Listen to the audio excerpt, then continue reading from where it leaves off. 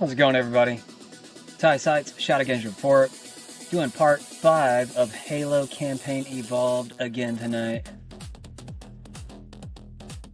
Oh man, what a world do we live in?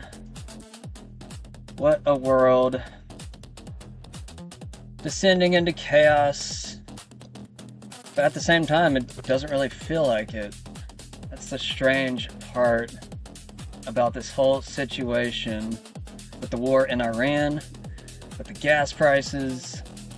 I did a little bit of extra digging today. It appears we have about 9 months of the strategic oil reserves left, at least at the current rate of depletion. Now, if that changes, I mean, I don't know. It could go up or down. That was actually the low projection. The high projection was lasting upward to a year and a half. I mean, we could even have energy lockdowns at some point. I don't know that for a fact, but it has been flirted with over the past few months. So it's not too hard to believe if it actually happens. Anyways, we are going to do about 30 minutes to an hour of news before we get into the game. Not going to waste too much time. Go and pause this music right here.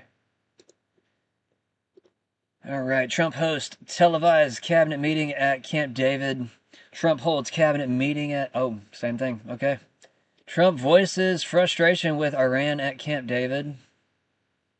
Everything's about Camp David now. Alright. I haven't really gotten caught up with that whole meeting. I saw little blips of it earlier today, but I'm kind of getting caught up with the news at the same time that you are here. Unless, I don't know, unless you already know about it. U.S. Strategic Petroleum Reserve hits lowest level since 1983.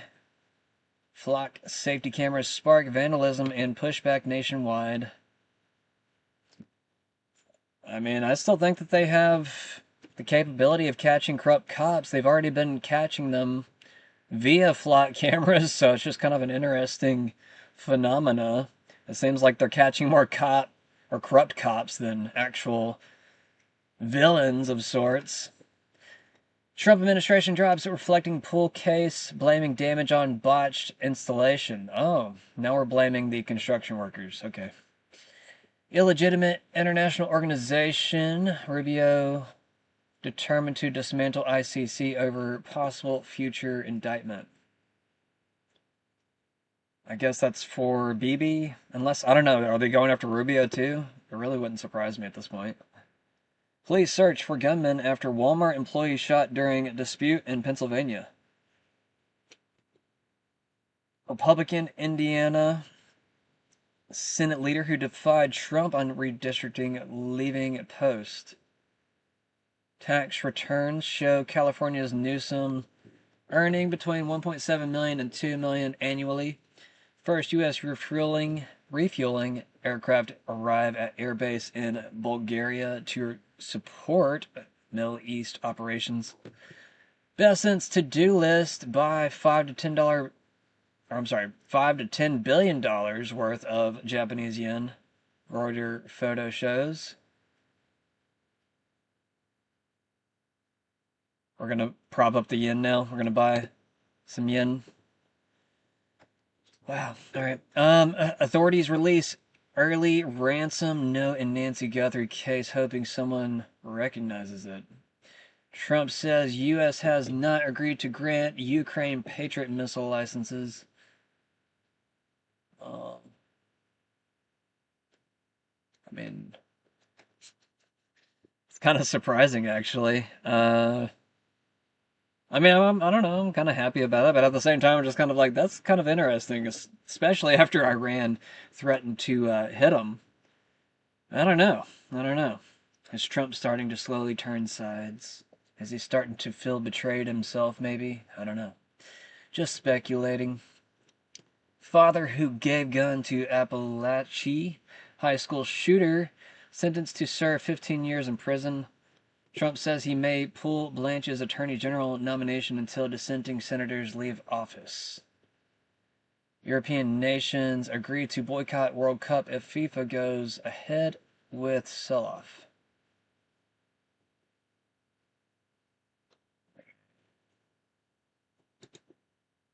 Let's talk a little bit. Well, I guess I do want to open this for the Trump meeting. Get caught up on that.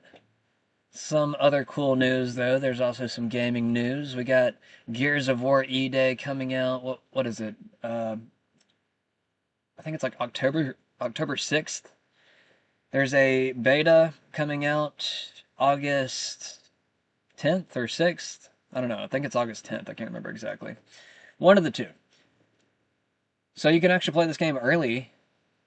I don't know if it's going to be for specifically people that actually buy the game or do Game Pass. I'm not entirely too sure yet, but it seems like people are happy with some of the gameplay so far, and it seems like they're actually changing some of the game mechanics, actually being able to jump and slide and a few other cool tricks.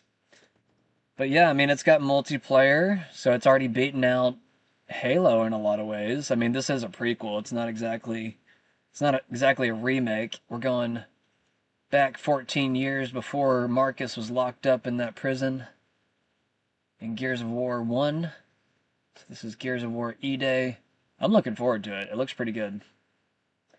There were some people that were kind of scared that it might have some, I don't know, feminist overlay to it. I don't know how true that is. I'm not going to take it political until I start seeing, those specific things in the game start to show up, kind of like they did in Halo. I didn't expect Halo to go that way. That's why it was just kind of weird when everything got super political all of a sudden. Anyways, we also got Elon Musk says it's absolutely an invasion in Spain. We got Spain being invaded by migrants, upwards of 50,000 migrants being poured into the country. We got the Spanish PM coming out saying that it is the mafia that poured these people into their country. Now, what mafia? I'm not too sure, but I'm sure we can probably make some good guesses along the way. He appears also to be, speaking about the Prime Minister of Spain, that he's going to actually push back against these immigrants being poured into the country. He sent out the army, supposedly. There also are some other pictures of him with Soros, so who knows whether or not he's actually going to do these things, or if he's a part of the mafia himself. Trump holds cabinet meeting at Camp David amid widening Iran war. Trump gathered his cabinet at the retreat on Friday to discuss the ongoing war with Iran and domestic issues, praising his team as one of the most talented in U.S. history. He expressed losing faith in Iran for lying during nuclear talks. Bro, we've caught you in how many lies? I mean, you can point as much as you want to, but I don't know, man. This was definitely an eye opener towards a lot of the public perception towards Trump. There was a very high positive perception of Trump at the beginning of the war, and now we are at a point where we're just completely, I don't know, dumbstruck at the level of betrayal to some degree. I don't know. I mean, you have different sides saying, like the Q side people saying that he's fighting an invisible enemy, fighting a invisible war against the deep state and blah blah blah. While the other side is basically saying, no, it looks like he joined the deep state. Looks like he is against the American people. And I mean, if you were to ask me, I'd probably kind of agree with you right now. It's hard to determine the other way, considering we're not really getting anything that we wanted. Literally anything. We're not getting the low gas prices. We're not getting the good economy.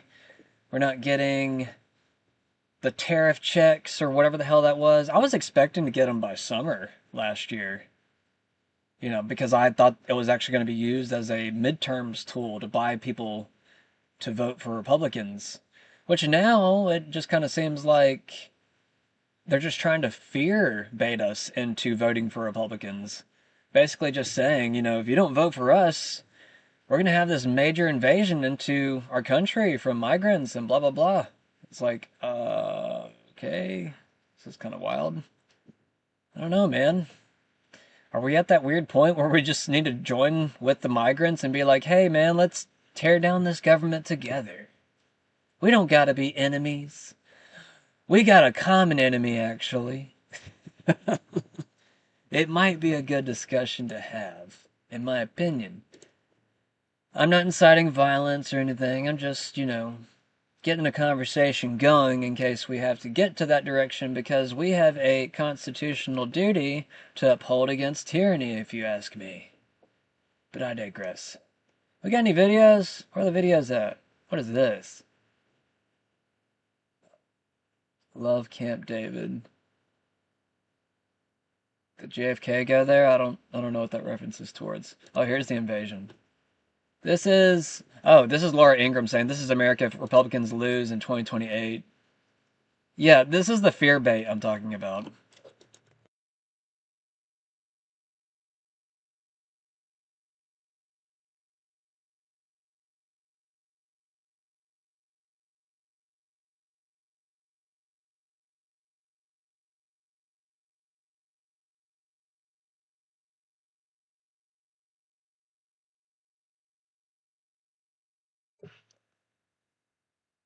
What to say? They don't have any videos of this Camp David crap.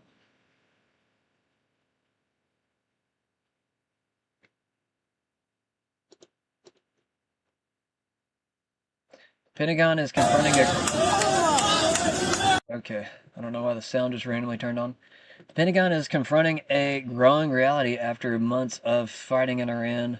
America's stockpile of missile defense interceptors is shrinking so much that military planners are weighing whether they can continue the current cycle of limited retaliatory strikes. America's stockpile of missile defense interceptors is shrinking so much that military planners are weighing whether they can continue the current cycle of limited retaliatory strikes. The Center for Strategic and International Studies, using open source budget numbers, estimates U.S. Patriot interceptor inventories have fallen from roughly 2,300 pre-war to fewer than 827, while THAAD interceptors have dropped from 452 to fewer than 278. CSIS warns rebuilding those stockpiles could take 3 years or more. If you look at what we've expended for Patriots, for example, it's over half the global inventory now has been consumed in the Middle East. Similar for the THAAD interceptors as well. These are things that we have to intercept ballistic missiles. So that really leaves us with very little excess to be able to use in other theaters, whether it's defend U.S. forces in Europe or the Indo-Pacific. The Pentagon recently summoned leading Silicon Valley defense firms like Shield AI, Anduril, and others to discuss urgently replenishing depleted U.S. weapons inventories. Concerns are that, these companies are, they have not produced at scale. They have commercial kind of technologies. They've done prototyping, but now kind of are they able to have production lines that can work with the government to produce those munitions at scales? Since 2024, 10,000 new defense tech companies have entered the market. This former Navy SEAL started Shield AI over a decade ago and recently returned from Ukraine, where his AI-driven targeting systems are being used. Defense tech was not a word in 2015. Venture capitalists thought we were crazy when we said we wanted to work on this mission of protecting service members and civilians. They just didn't believe you could build a business behind it. Iran's strategy appears to be to target U.S. bases, forcing the U.S. to spin down these exquisite defensive missile interceptors like the Patriots and THAADs, forcing the Pentagon to take greater risks in defending U.S. troops the longer the conflict drags on. Iran believes that that is its best hope at outlasting the U.S. military bill. Weirdly accurate reporting. Okay. Interesting. So I guess is Fox losing viewers? Is that why? It's kind of fun to analyze. President Trump vows the U.S. will win war in Iran. Are we just gonna get quotes? Where are the videos at? It's about to say, like, come on, guys. It's got like 20-second clips. Can't give me like a 5-minute video of like the whole thing. Here's a minute and 12 minutes. Hegseth and Israel are reportedly planning a major Iran bombing campaign that could include infrastructure targets in the coming days, with no final order given yet. I guess you can. I'm losing faith in them because they do lie. and they do misrepresent. Well, the other day, the 5 missiles were shot. We knocked them down, but we were in the midst of a negotiation. I mean, I'm waiting for Steve to call me. How's the negotiation going? And instead, I got a call from Pete that they just shot 5 missiles at one of our bases in Jordan. You know, we have bases in Jordan. Fortunately, our people operated the equipment. It's also very complex to operate. You know, you talk about the equipment. It's you have to be, oftentimes you see, when did you go to school? MIT, Caltech. I mean, you know, they go to schools that are not as normal for the military, to be honest with you. We have unbelievably brilliant people operating that equipment. And when you don't, you know, the equipment, the shots miss, the safety misses, or the accuracy misses. We have unbelievable people. Think of it, we had 111 at one point, a couple of months ago. 111 over a short period of time, missiles were shot at the Abraham Lincoln aircraft carrier. Great, beautiful ship. One of the most beautiful ships to me, design-wise. Wait, what happened to the aircraft carrier? Did it get hit? Trying to figure that one out. Candace Owens says, we just made an unbelievable discovery about the medical examiner who conducted Charlie Kirk's autopsy. What the F is going on? We also finally found a witness at Tampico's hospital, and what they've confided to us about the day is positively shocking. Yeah, apparently they rushed a lot of people out of the hospital that Charlie Kirk was being escorted to. Pretty insane claims made by Candace. I'll be right back, guys. All right, you guys. Happy Thursday. Of course, you know that is our Friday. We've had a lot of fun this week. Many, many tears were shed, most of them from Blakey Neff. I was remarking how odd it is that for 10 months straight, we were told that all the widow wants is transparency. Erica just wants transparency. She's asking the judge to show everyone everything so that there are no questions left. And then I share a video, and they're like, lock her up, lock her up. You just can't make this stuff up. So quite literally, just before we were going to go live today, Ashley, my producer, made a shocking discovery about the medical examiner who performed Charlie's autopsy.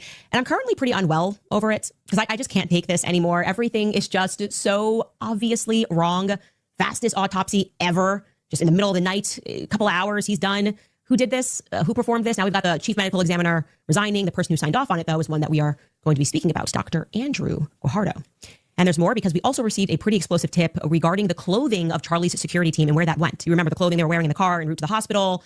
They were covered in blood. The amazing Mikey McCoy got them scrubs. Well, we have an idea what may have happened to the clothing thereafter. And we are going to stick with the hospital theme today because we've all been wondering where the heck all of the hospital witnesses are. Like, this is an ER, sir.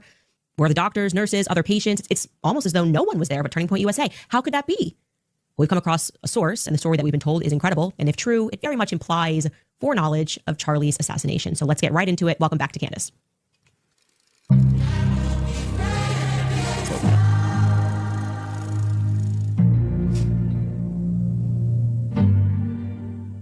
I don't even know where to begin, so we're just going to start, okay?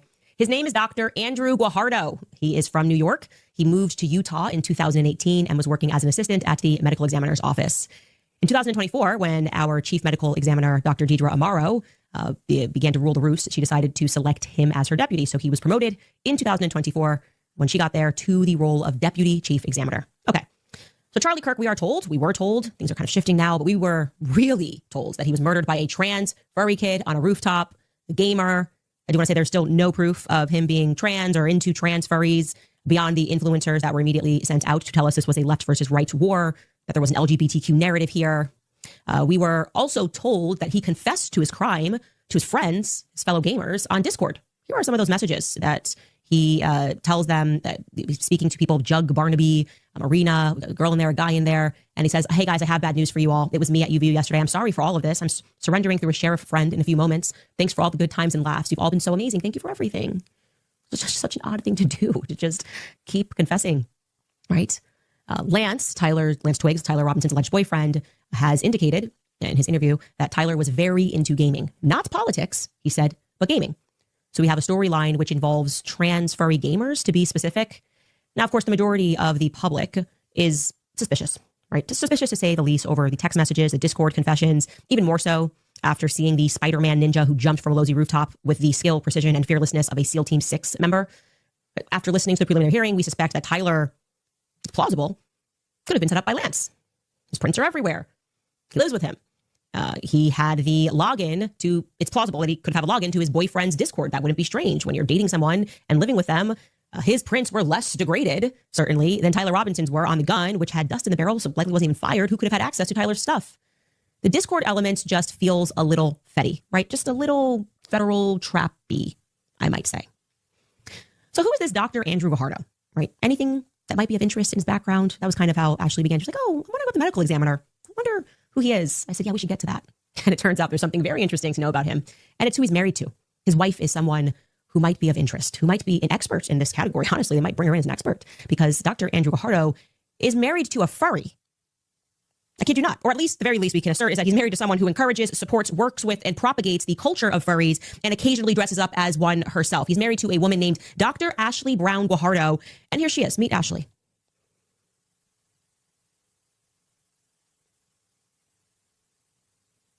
Now we obviously turned the sound off because there was music as she was dancing as a furry, and she was promoting her book, and she used the hashtag, furry. We're going to read what this book's about before I tell you more about her, because this is just so incredible. Let's pull this Penguin Random House book that she was promoting. She published this book, Play Like a Fangirl. Okay. And can you scroll down because it tells you us the description? I don't know if you can make that bigger, but yeah, my eyesight's always so bad during pregnancy. It says that the book description is about how women and queer gamers can express and elicit excitement, creativity, and desire in online gaming communities and beyond. How do cosplayers, modders, fan artists, fan fiction authors, and TikTok content creators build communities for marginalized and underserved fans of games? In Play Like a Fangirl, Christine and Ashley and Tanya, these authors are going to look at the collective efforts of such fans to create meaningful and arousing connections to the video game worlds, to characters, and to one another. I want to chime in real quick. I don't support furries. I do support cosplaying, but the whole furry thing, I don't know, man. It kind of just seems like a weird, like, it seems like mascot suits. Like, the people that dress up in the weird furry animal costumes and stuff, it seems like those weird mascot wearing people. Because, like, half the time, like, even the people at Disney, like, oh my God, there was a video, or like a photo of Minnie Mouse, the female mouse of Mickey Mouse, Minnie Mouse, I think her name is called. It was being played by some, like, ugly, middle-aged Mexican dude, and he had some big, burly mustache. Now, obviously, they don't talk or anything. All they do is, like, wave and, try to be nice. Well, I don't know. They could be pedophiles for all I know. I'm just... either way. I think that's kind of what furries are. And, there is no relationship between that and video games. I don't even know half the characters they're even dressing up as half the time. Like, I don't know what video game that would be even from. Maybe there's a game out there that I'm not familiar with that these people are dressing up as, but I've seen some weird costumes, and they don't look like Pokemon. They don't look like, the shit that I grew up with.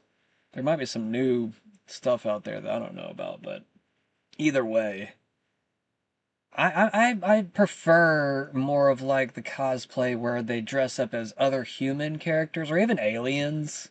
Like the cool shit. I've actually seen an awesome fucking, oh my God, dude. An awesome costume of an alien and Predator. Like, he even had the fucking thing that comes out of the mouth. Like, it was, like, really fucking cool, dude. Ugh, anyways.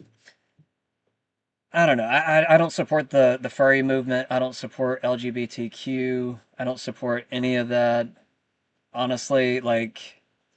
Actually, I got a new girlfriend the other day. Just to tell my weird gay stalker out there, like, I'm seeing another girl. Like, get the fuck away from me if you're some weird fucked up faggot, okay? I ain't about that life. I mean, if you're about that life, go find your person, Like, go find your furry friend that you're looking for, but I ain't it. I ain't gonna dress up for you. Well, I don't know. I might do like an AI cosplay or something. But I'm not gonna do like, I'm not gonna do the weird... I'm not gonna dress up as a Pokemon or some shit. I don't know. I never really did all the costumes and shit. I mean, I did a little Halloween here and there, but I wasn't really big into the cosplay. I had a friend that did that type of stuff, but he was more of like a super nerd. I'm like a half nerd. I'm like, I don't know. I'm a nerd for like specific things, but I'm not like I'm gonna know the entire fucking storyline of the Marvel universe like some of my friends did, and I was just kind of like, holy shit, you're a fucking nerd. I would say that to them too. I mean, they thought it was funny, but either way. All right, moving on. Let's get Trump in here. I'm gonna stop with Candace right here. I don't feel like talking about furries. What is the status of talks? Who from the administration is talking to the Iran? But they break their word so often. Steve is talking. Jared, we have very good people. JD's involved, very strongly involved. We have great people talking. Marco's involved. Because they say talks aren't happening. Very good people. We have the best people. But they'll make a deal. As an example, we'll talk about nuclear. And we'll be in there talking about nuclear for 7 hours. I say, why do you need 7? You can take 10 minutes. You have 5 minutes. You should solve it. But 7 hours. And then they'll go out. And I'll say, they discuss nuclear. And they'll go out and they'll say, we never discussed nuclear. And I say, why do they say that? All they do is make me angry. You know, you just make me angry. What is the status of talks? Who from the administration is talking to the Iran? But they break their word so often. Steve is talking. Jared, we have very good people. You know, Trump is actually a perfect example of a fraud ego that kind of needs to be gutted. And I'm kind of hoping, if not just him, but just the whole Zionist movement, that we are gutting the shit out of this fucking ego. That they think that they're invincible and all this other nonsense. That is the weird phenomena of Iran right now, actually being able to, well, kick our ass to some degree with cheap missiles that are dodging our Patriot missiles. You know, they're ballistic missiles. I mean, you have to give them a little bit of credit for actually partially outsmarting us. I mean, I don't know. It's good to have some respect for your enemies so that you can study them. But at the same time, we have to be able to outmaneuver them. And we're just not doing that in any type of like reasonable manner. I'm not even sure what to really recommend at this point. We've gone so far off the edge, in my opinion, when it comes to diplomacy and his whole public image, how he's been portraying himself to the world, almost like a dictator. Over the past, how long has it been? Year and a half? It's crazy, it's only been a year and a half. Wow. Alright, anyways. Did I finish this video? Yeah, I did. Okay, so we got Mario Nawfal here. This video is actually kind of interesting. At least the first few minutes of it. The guy on the right, what's his name? Larry Johnson. He's ex-CIA. A lot of people have been speculating with Mario Nawfal here, like, you know, is he pro-Israel? Is he against the war? He kind of, you know, he bounces back in between. But it's kind of interesting watching the CIA's reaction here at the beginning. I don't know if he's just a grumpy old man and wants to gripe, but it kind of seems like he, I don't know, maybe he's starting to kind of point out certain narratives that Mario Nawfal has been pushing. It is also interesting to note that Mario has a British accent. Now, you can make of that whatever you want to, but I think it's very interesting that he has a British accent. Now, if he's from somewhere that's not, you know, of London or whatever, tell me. But it might hint at, you know, a little bit of a specific bias that he might have. Hello. Senor, how are you? Good, Mr. Johnson. How are you? I am here. Me too. I can assure you I'm here as well. You ready for this? Watch a few minutes of Of this. course. Nothing going on? So it seems, look, I truly believe it's Iran that struck those LNG ships. The New York Times put out a story as well, put out a report. No. saying- Oh, think so? come on. Dude, It's a false please. flag. It's Israel did it. It Why was an do you think Israeli. Why would Iran do it? So I think Iran did it to send a warning to the US that if they keep doing what they're doing right now with the economic blockade or striking, not striking, Iran will expand the war to start striking American assets outside the Persian Gulf. That means American ships could reach them anywhere in the world. No, that's stupid. You strike the American assets, it can harm you. You go after the American bombers. You go after the American refuelers. You go after the actual military assets in theater that can hurt you. You don't bomb a bunch of shit in Egypt. And in fact, the Egyptian government just came out and denied that it was Iran. Yeah, I know. I saw the report. Well, I think the Egyptian government would deny it just because they don't want to create fear or have. No, they wouldn't. No. Because there was another Egyptian that came out and said whoever did this is going to pay a terrible price. Look, that's a singer. That's a singer. Amr Diab. It's Adib, is it? Yeah, Amr Diab. Amr Diab. So look, it makes absolutely no military sense for Iran to strike those LNG tankers there when they can strike LNG tankers that are. The United States has already closed that off. It's just, it makes no sense. But that's immediately the narrative is out there. Who does that narrative favor? Because again, if you're an Iranian military planner, you want to destroy and hit those assets that are attacking you. They're being launched from Israel and from Jordan. That's where you focus your response. You don't go off to Egypt. Well, they've already. So the Iranians have already used threats to energy choke points as a weapon of war during this war. So whenever the Americans in the Persian Gulf. Yeah, in the Persian Gulf and the Bab el-Mandeb Straits. Not outside the Persian Gulf. No, and the Bab el-Mandeb Straits. No. Ansar Allah did the threats in Bab el-Mandab. Yeah, but that was with the Iranian request. The Iranians have even threatened. No. Ansar Allah has been doing this on its own for quite a while. They've been at war with the Saudis. Iran reconciled with Saudi. Look, you're pushing a propaganda line here, in my view, and it's nonsense. So you just said Iran has not threatened to close the only the Persian Gulf. During the war, Iran put multiple statements, the Iranian government, that they will close the Bab el-Mandeb Straits. Yes, they did say that. But the ones who are doing it are Ansar Allah, and Ansar Allah is not some bitch of Iran. They're not sitting there they're not some organ grinder monkey where the Iranians play the tune and the Houthis dance like some deranged monkey. No, the Houthis, Ansar Allah pursues its own objectives. Now, do they support Iran? Oh, absolutely. But Iran's not going to go out and attack LNG tankers in Egypt. This is Western propaganda. This was a false flag in my view. Now, can I prove that? No. Yeah, I can't prove mine either. So the way I thought about it is strategically, for me, it makes a lot of sense because this is Iran showing that they can control all three or influence or impact all three choke points. So it's like a message to the Americans that if you keep this war going, if you keep striking us, we already closed the Strait of Hormuz. We've just shown, you already know we can close the Bab el-Mandeb Straits. And if you think you have an alternative through the Suez Canal, we could reach you there as well. That's how I saw it because it came in the same 3-day period as also the strike on Jordan, which I saw as a warning by Iran, like, hey, US, you keep striking us thinking you can always strike us without us. We retaliate only when you strike us. So you guys or Trump, you could decide whenever you want to strike us. And you know that when you stop striking us, we'll stop. Well, this is us striking Jordan and without you striking us first is a warning saying, look, if this continues, we can have escalation dominance by striking you first. The timing of that strike in Jordan, you got to look at the sequencing of when the Saudis and the United States attacked the Iranian-backed militias, they call them, in Iraq, and then the attack on Jordan. I think the Iranian attack, it was a preemptive attack that the United States was planning some operation, and they took a preemptive attack to stop that operation. Now, the United States comes out, you didn't touch us. We shot down all your missiles. Really? Then why do we have video out there of impacts in Jordan? Yeah, so who's lying here? I mean, on the impact, the Americans lied. But I think I want to. Kind of interesting for him to admit that, being former CIA, but I mean, he's former, so I guess he doesn't really have to think about it as much anymore.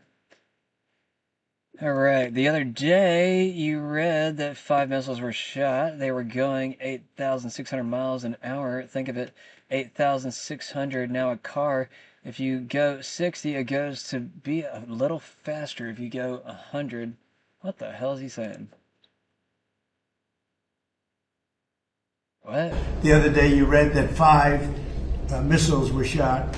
They were going 8,600 miles an hour. Think of it, 8,600. Now a car, if you go 60, it gets to be a little faster. If you go 100, 8,600 miles an hour.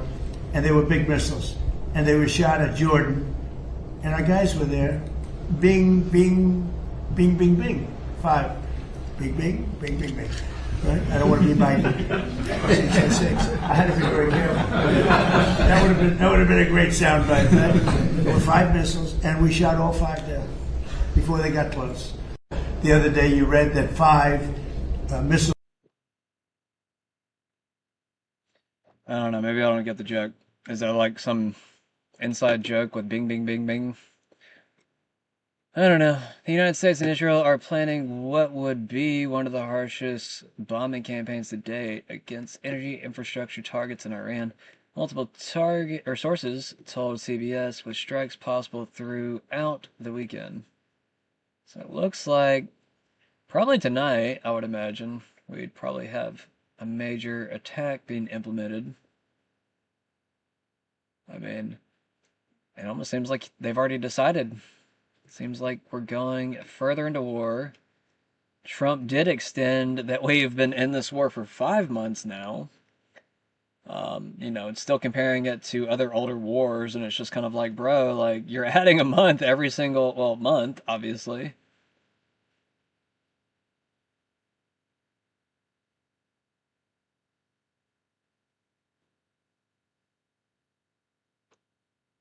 Iran says it has prepared a comprehensive response to the newly announced U.S. and Israeli strikes for this weekend, warning it would immediately strike critical Israeli energy infrastructure and U.S. energy assets in the region.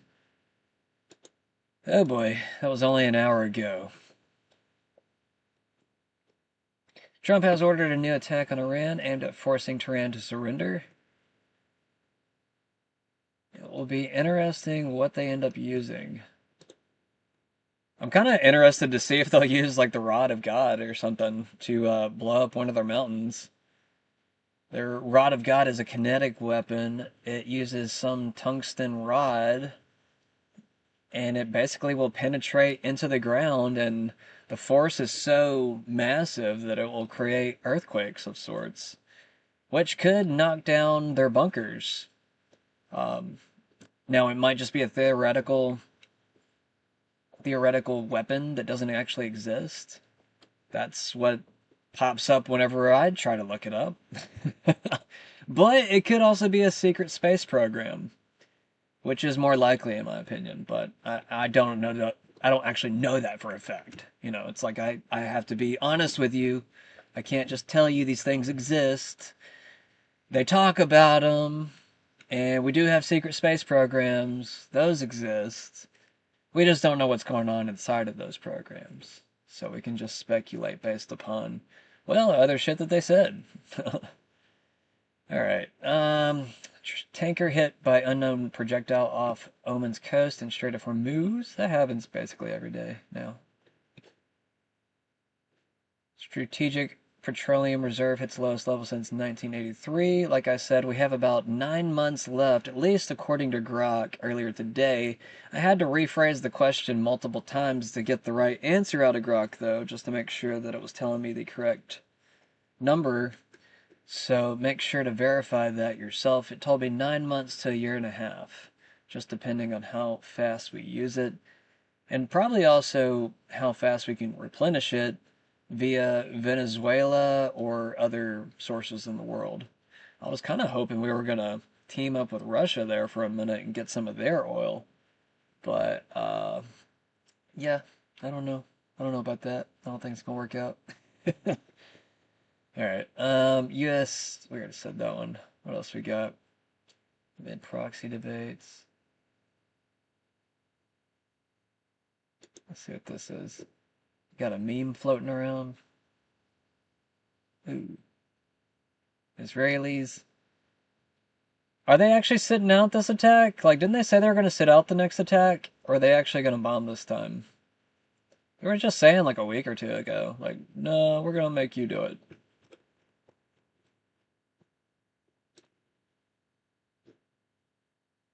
Spain will be forced to hand over, is it Ceuta? Ceuta? I don't know how to say that. Ceuta to Morocco.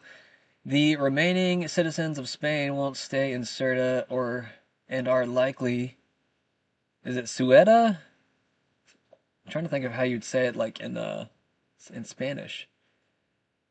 And are likely already fleeing. That is the reason this is happening. Ceuta and Melilla have been in dispute for centuries. Morocco is recapturing land they consider theirs. Ugh. My eye itches. Ugh. It's okay. We're all good, guys. We'll stop itching eventually, right? Oh, fuck. Anyways, what we're doing now? More invasion videos. Let's hit it from both sides, I guess.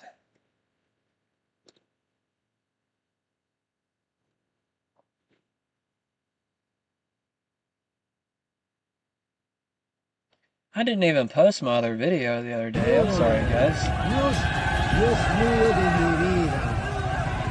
I meant to and forgot to.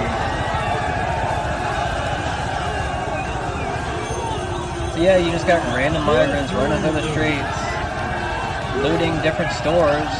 You've got cops just letting them in. But then you also have the PM saying he's going to get the army to send them back. If I were the Spanish people there, I wouldn't trust the government at all right now.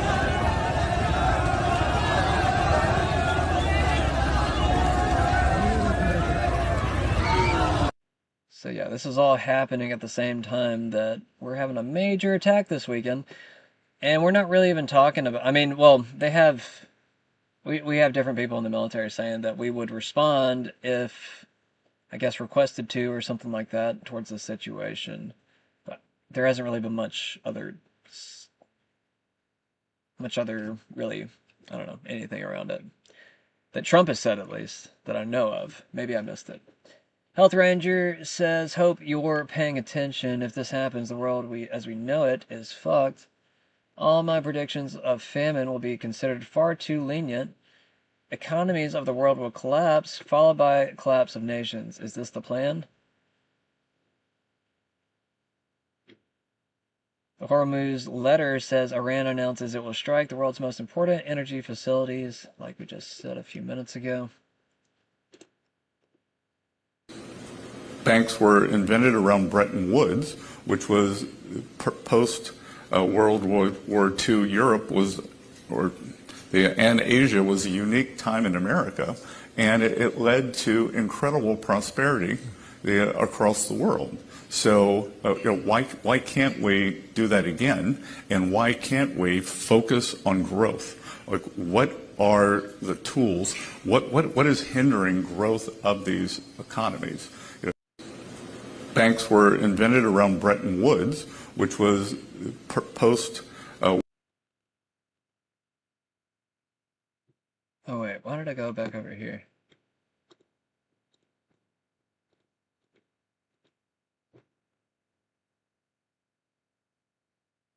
For some reason, I thought I was on a different page for a minute. All right, let's get on into Trump says cyber attack on 30 water plants in Minnesota was not Iran. In Minnesota, there was a cyber attack, and they blame it on Iran. I don't think so. I blame it on Minnesota because they're grossly incompetent. There was a cyber attack of 30 water plants, and I would blame it on Minnesota and the governor, the corrupt governor of Minnesota. They like to say, oh, it was Iran. Iran should be so lucky. Iran's got bigger problems than worrying about Minnesota. We heard in Minnesota. Doodle says, well, he can't say America and Israel.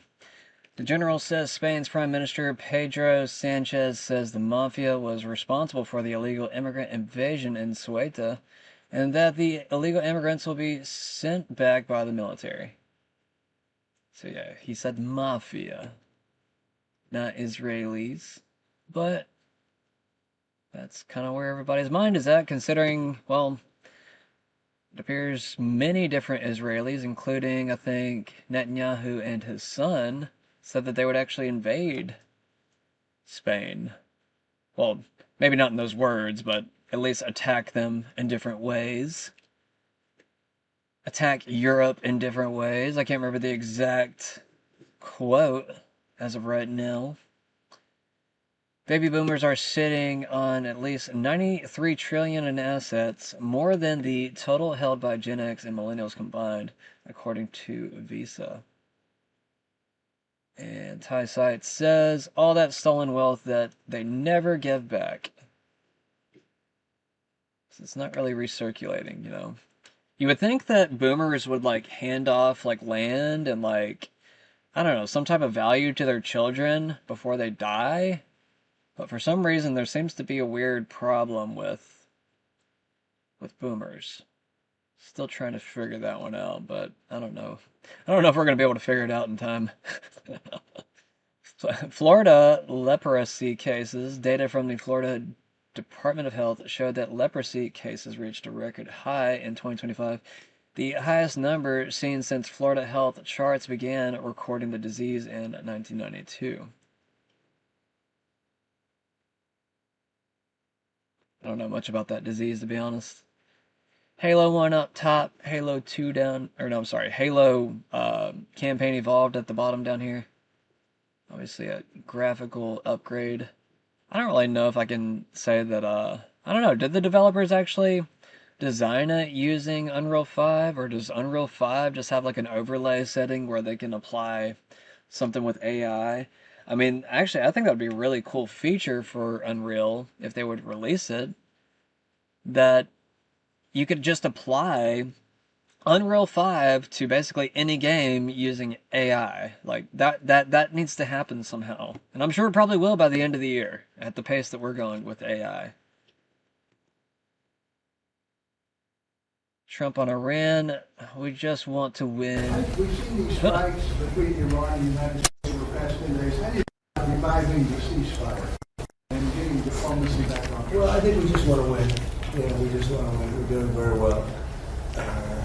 We're trying to be nice as you can be in a situation like that. But you know, they're being decimated. They have no navy. They have no air force. They have no anti-aircraft.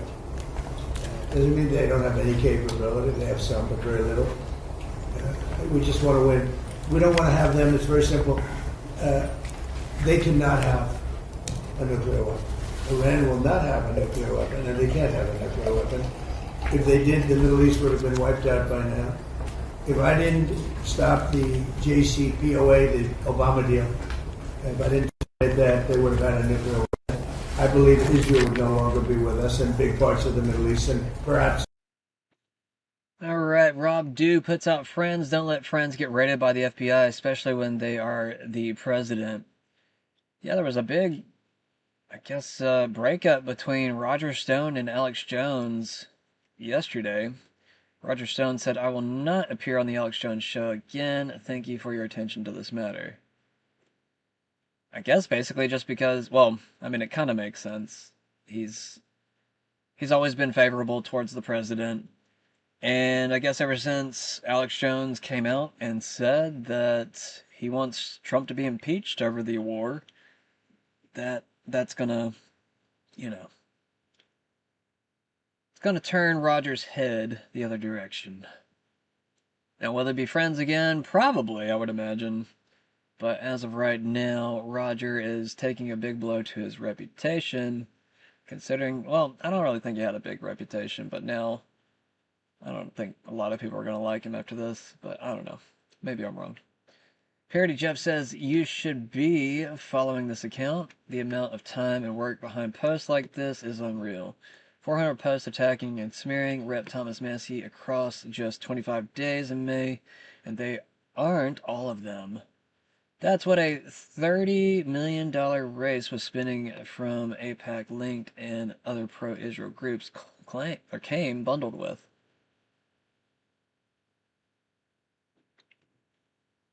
President Trump admits Iran is becoming stronger and stronger. Mr. President, you said they do have some capabilities earlier. left. Yeah. Should Americans be prepared for these back and forth attacks to continue until Iran simply isn't able of striking back? They'll get weaker. They'll get a little stronger maybe now, but they'll get weaker, and then they peter out. Yeah, sure, I think so. I mean, it'd be foolish to say no. You know, you always have to keep your guard up. What is the status of Mr. President, you said they do have some capabilities left. Yeah. Should Americans be prepared for these back and forth attacks to continue until Iran simply...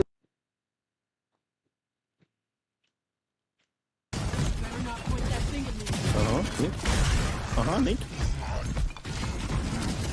Hi, Nick. Oh my god. Imagine being a man and not liking Gears of War. It's like blood and gore. You just got hopping around with a shotgun, like blowing people's like brains out. And then you got these weird gay faggots that stalk you online, and they try to make fun of gamers, and it's just like, bro, like, do you even see half the games that I'm playing? I'm like blowing people's heads off, and it's very graphic.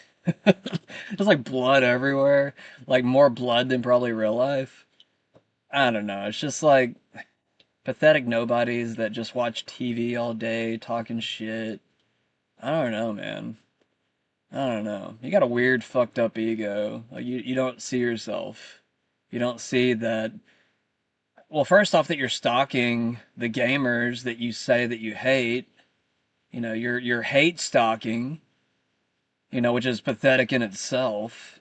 That means you have no life and nothing better to do. And I mean, you're basically just here to take a beating. You know. But I don't know. I know I got actual fans too. But at the same time, they know about the situations. A lot of my friends, they do hear about about what goes on with my show and what goes on in the background. Because I'll talk about it. And I'll talk about it openly. And I'll name names. And I'm not scared to. Alright, some cops are a part of cults who take orders from beyond law enforcement. Law enforcement seen opening gates, allowing thousands of illegal immigrants into Spain.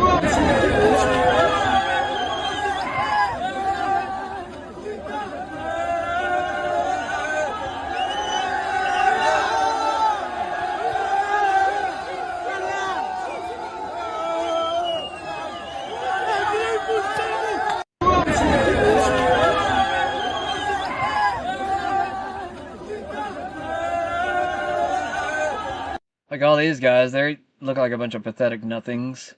They think that they're here to take over Europe or some shit.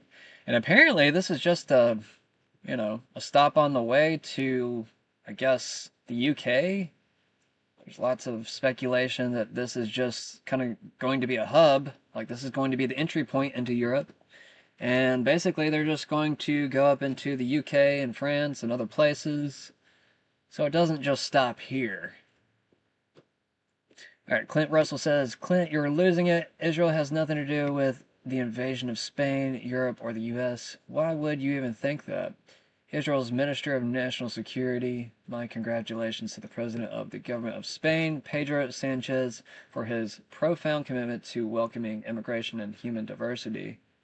As someone who demonstrates great concern for Hamas and residents of Gaza, I call on you to translate words into actions, open the doors of Spain, and grant refuge to the residents of Gaza who seek to immigrate. This is an excellent opportunity to contribute a little more to Spain's human diversity. Is that where they went to? That would actually make some sense to some degree. Like, where did half of the refugees go? Did they go to Morocco? I don't know. Maybe that's like actually telling us something right here. Maybe that tells us that a lot of the refugees did make it out into different countries. We haven't heard that story, so it's just kind of like, I don't know. It's interesting to read. The real goal is the Israeli goal. And the Israeli goal is not regime change or end of the nuclear program. The Israeli goal is chaos, is dysfunction, is an open suppurating wound that lasts for generations. The real goal is Syria or Libya or Iraq, Somalia. The real goal is destruction for its own sake.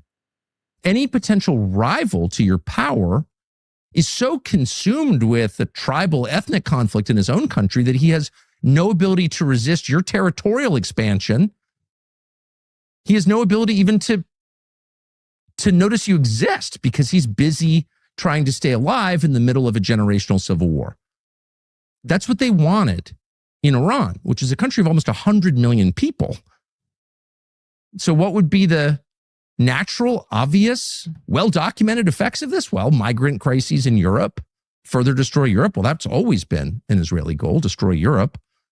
Still mad about Rome in 70 AD or something. Who knows what? But that's the actual goal. But none of the advocates for this war, staying the course, exerting American power, no one in this country will admit it.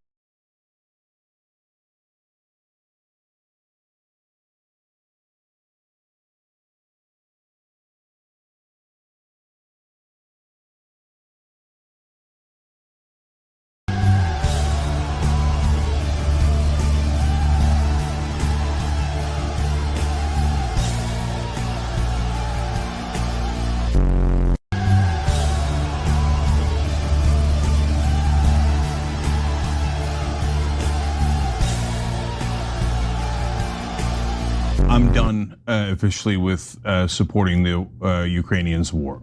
So it's been a long time now. I don't know. They seem like they've been at war for about 18 years now.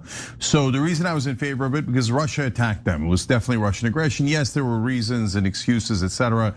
Bottom line is, you attack someone like Israel attacks Lebanon. It's Israel's fault. Russia attacks Ukraine. It's Russia's fault. So number two. We had promised the Ukrainians defense when we had them give up their nuclear weapons. Okay, but now we've supported you for about 87 years in a row in this war. There's a limit to how long we can go. What if the war goes for 2 centuries? Do we still owe you, right? So now, the second issue is that Ukraine has now become basically Israel. Now, why do I say that? We're a rare show that talks about this phenomenon. It's really important. Remember, Russia was helping Iran and Syria. Israel needed Russia distracted so they could topple Bashar al-Assad. Oh wait, that happened, didn't it? It did, yeah. During the Ukraine-Russia war. And that Iran couldn't be helped when Iran was attacked. Oh right, that also happened during the Ukraine-Russia war. So Ukraine and Israel working together to keep Russia busy so that Israel can attack its neighbors and take more territory. So before that was apparent to people who were paying attention. Now it's more than apparent, it's obvious because Ukraine is literally joining the war and attacking Iran.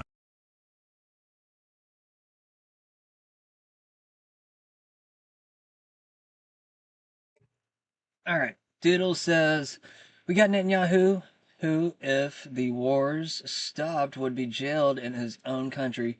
Zelensky, who, if the wars stopped, would be killed by the very Nazis our government keep in power there.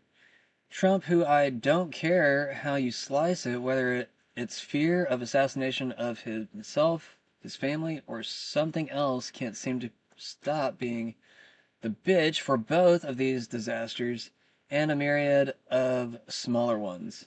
It's quite a sight to behold. You know, something that's kind of interesting, I don't know if anybody's ever seen the newer Superman movie. I don't know, the CIA likes to put a lot of like weird analogies and even forecasting into certain things that are going to happen. And there's some interesting symbology in that movie that kind of makes me think that certain characters actually represent certain ideas and even certain people out in the real world. I know it's going to seem kind of conspiratorial, but at the same time, I mean, just go watch the movie and maybe you can kind of catch it for yourself. I caught on it pretty quickly. I mean, a lot of those Marvel and superhero movies, they have a lot of that stuff in it. A lot of the military symbology and even I guess, metaphors, if you will. Like, okay, what is it? Avengers Endgame. What was that whole story about? You know, what was the whole, I guess, meta-narrative to it?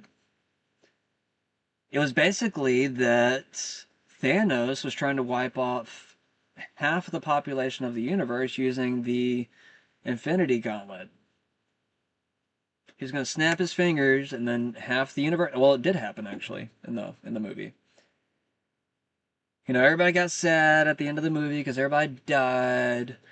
But then, in Endgame, you have the Time Cops that come in to, well, I guess, edit time to some degree. They weren't capable of taking out Thanos in that one timeline, so there was a minute possibility of actually being able to break through to stop this whole process, and they found that loophole. At least Doctor Strange did, if you saw the movie. I'm not trying to give away too much if you haven't seen it. Well, I guess I am a little bit. But either way, great movies. But lots of hidden messaging, if you ask me. Lots of hidden propaganda. I mean, some of it even kind of seemed like it was reference towards either Biden and or Trump. I mean, it really kind of depends on your politics, like where you might like draw certain people upon. But going back to Superman real quick, the movie I was talking about before, I don't know, there was some very interesting themes in the movie that were added, like the villain, I think it was like Lex Luthor, I think he came across and basically just said, or at least one of the other villains might have said this, comes out and says that Superman is basically here to have a bunch of babies with a bunch of different, females within the planet, which turns his girlfriend away from him, I guess, a little bit, but not too much. She still likes him, of course. I don't know. It almost seemed like that was an analogy for like putting both Trump and Elon into the Superman character. Like the personalities, the constantly getting beat up, because that's one thing about this particular Superman that I noticed compared to other Supermans in the past. This Superman was more comical. This Superman was more of something that you could beat up pretty easily. Like most of the movie, he's getting his ass kicked. Like, watch the movie. You'll see what I'm talking about. He's getting his ass kicked the entire damn movie. And something that's interesting about Trump, both his first term and now even his second term, he wasn't getting beat up at first, but, ever since a year ago, he's been getting beat up pretty hard. Ever since the first incursion of going into Iran, bombing their nuclear facility. He was getting beat up ever since last year. I mean, he's getting beat up a lot more now. I mean, people don't feel bad about it now, and we shouldn't feel bad.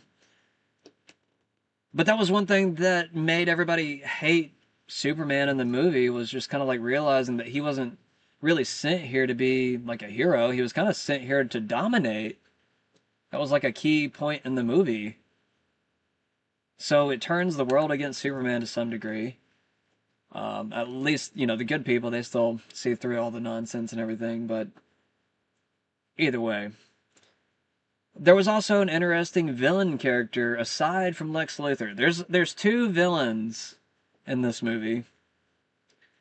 Lex Luthor is kind of like a representation of the deep state, if you ask me. Or, whatever deeper shadow government you want to refer to it as. I don't care what you call it. There's obviously some type of corruption there. He had like this weird Iron Man suit that would fight Superman. And it's just like a robot, basically. It's just like AI. It's almost like you have like this robotic AI that just fights Trump to some degree. And I mean, there was hardcore media propaganda against Trump at first. It's kind of faded ever since he became president, but there's still lots of heavy-hitting propaganda out there. If not from Iran. I mean, Iran's actually, I don't know, making some decent content, if you ask me. Honestly, I think Iran could probably make some money on their content, but I doubt they'll be monetized right now. Whoever their propagandists are, they got a future in media. But anyways, getting back to the other enemy inside of the Superman movie, there's this interesting country inside of the Superman movie, and it's just kind of randomly thrown in the movie. You're just kind of like if you actually pay attention to the story, you'd be like, why is this random fucking country thrown into this movie? It's weird writing. Why include this country? It's kind of off to the side, but it's also a part of the same villain that's funding Lex Luthor the entire time. And what's interesting about this character, it's almost like if you were to combine the two characters of Netanyahu and Zelensky into the same character. Because if you actually look up what this country represents, at least from the writer's perspective, it's an Eastern European country. So it's almost like they're talking about Ukraine in the movie. So that's fascinating. We have Superman, which might represent Trump and Elon. They're kind of combined because Elon is like, he's having all these babies. I forgot to add Elon into this. You're probably wondering why I even added Elon. Yeah, Elon is a part of this because, well, Elon is being made out to be a superhero, saving the world with Trump half the time.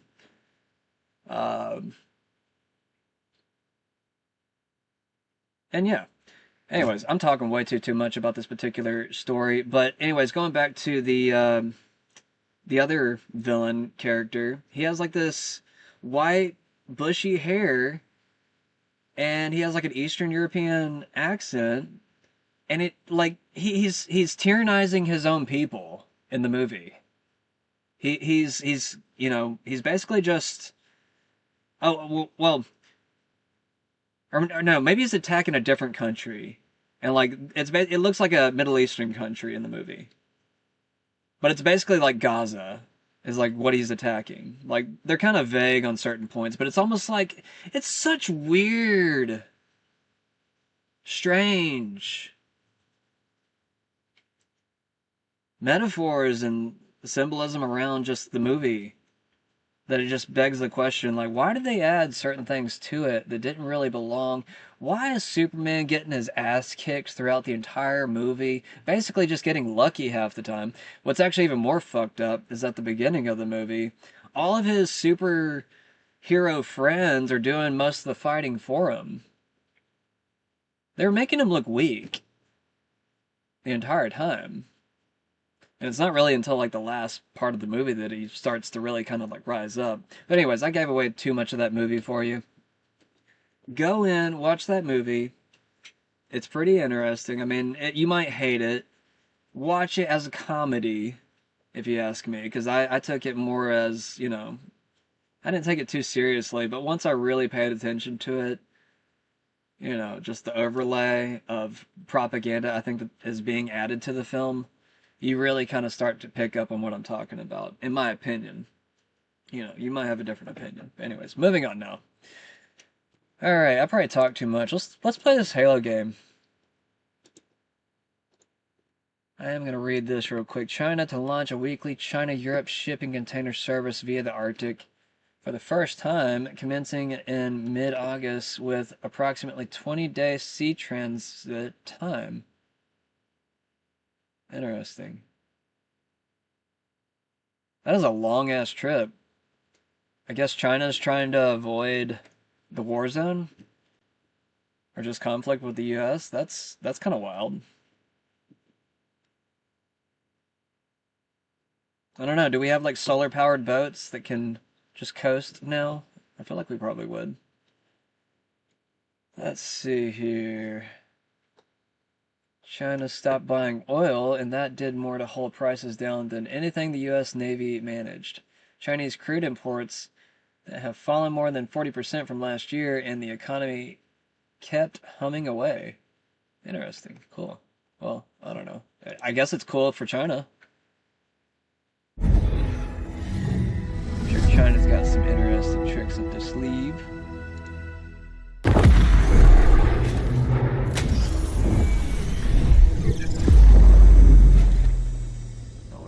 Get this going.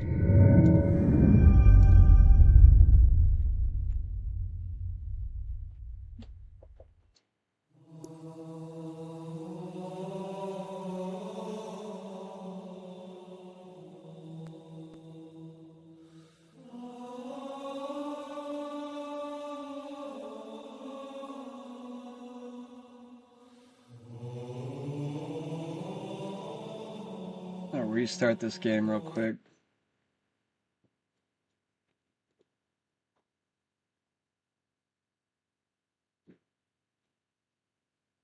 Trump will leave Iran and the Strait of Hormuz alone once he triggers a major global economic crisis. This is from Sprinter Press. And he still believes that the U.S. has enough power to occupy Hormuz and finish with Iran. But that's not quite the case. The American fleet will one day go home when public attention is focused on a completely different issue, an economic crisis. In essence, the American fleet's task is to create that crisis. The purpose of the American blockade of Hormuz is the blockade itself. The American portal MarketWatch recently published a lengthy article in which the author discusses how America has forgotten the function of a crisis as something similar to a regular enema. I mean, it kind of seems like we're constantly going through crisis, so. Notice something weird. Every single person who refused the COVID shot also turns out to be against Jewish supremacy. How is that possible? Gray Eye parody. Jeff? A24's Elden Ring movie has wrapped filming, written and directed by Alex Garland, in theaters March 3rd, 2028. That probably actually be a decent movie. At least I hope. Damn it, I probably shouldn't say that. I'm gonna jinx it. I'm gonna jinx it now. Fuck. Alright, let's play this game now. Turn this brightness up. Yeah! Play some Halo! Woo! Woo! Woo! Woo! Get some music going. Woo!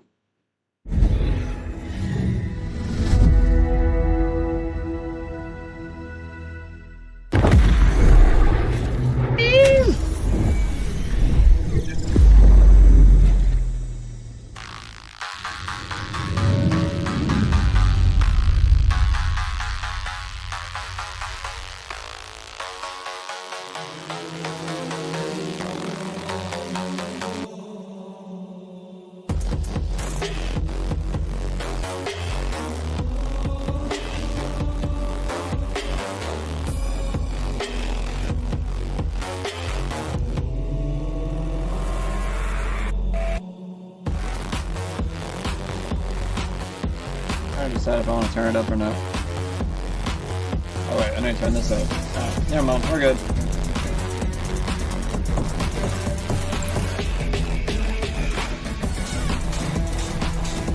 What's up, Maji? Lurking and working.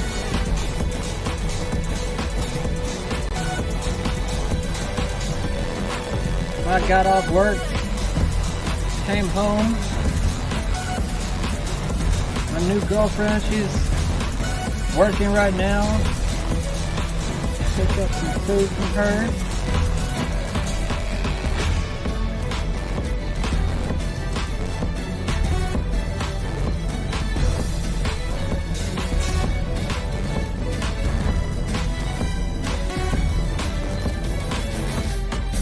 I almost didn't have a show. Thankfully, she's working.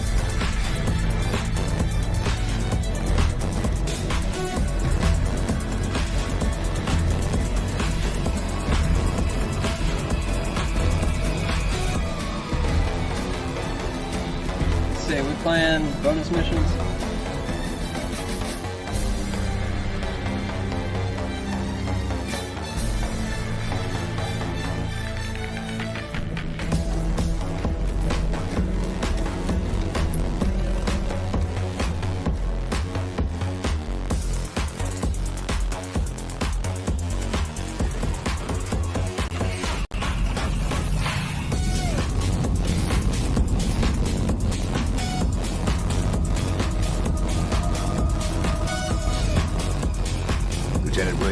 Secure the data and are en route to your position.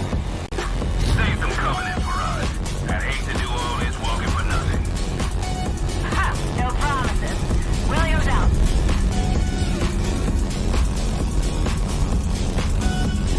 Gonna make y'all dizzy tonight.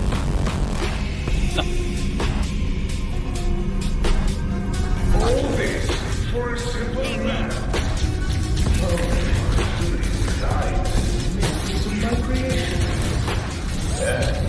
To the inevitability of your fate.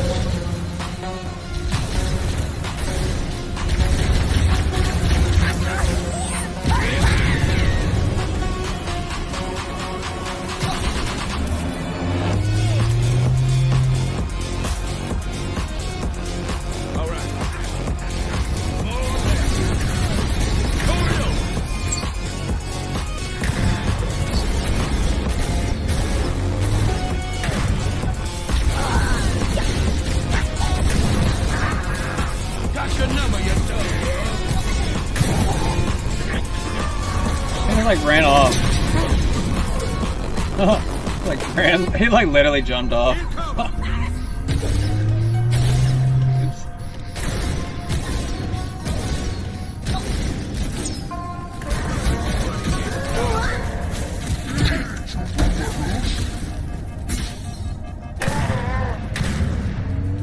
that I can see around the corner. All right.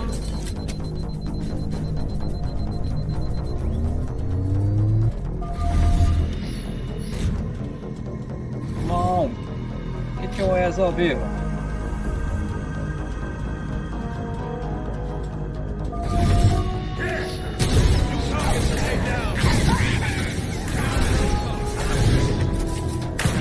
That'll teach him.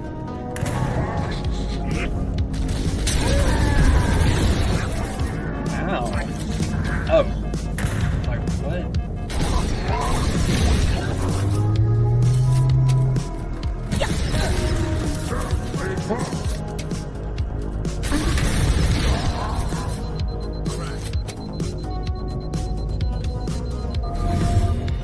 I like third-person Halo, man.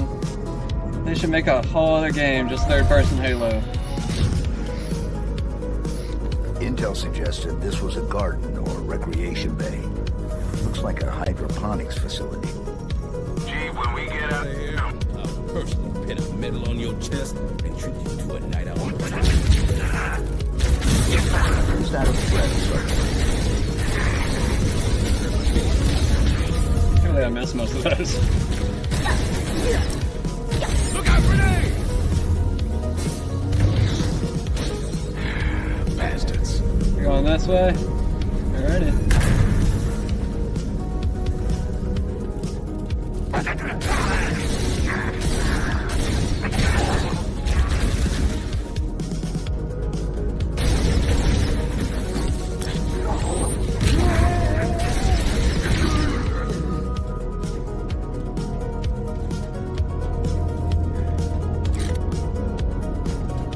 More back.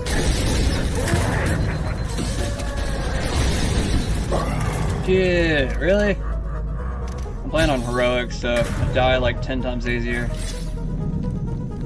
Intel suggested this was a garden or recreation bay. Looks like a hydroponics facility. Gee, when we get out of here, I'll on your chest and treat you to a night out on the town. Is that a threat, Sergeant Major?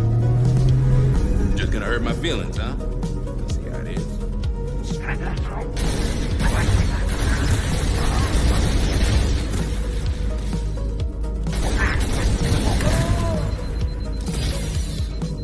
Really? What killed him? Did you kill him? He might have killed him. Giving us away, assholes. Ooh, that was close. Oh, shit.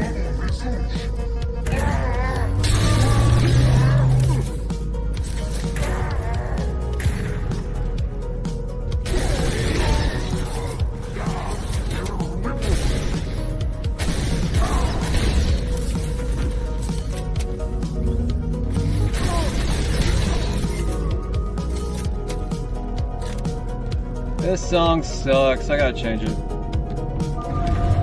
No, who is that? Who's behind me? I heard the door open. I was like, what?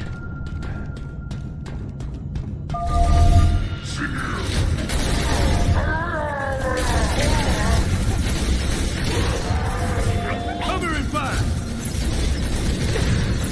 Whoa! Solid hit.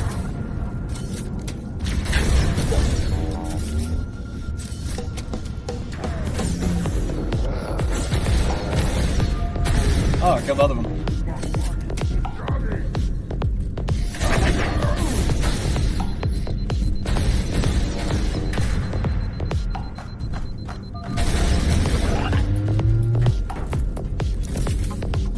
Moving to a new fire position.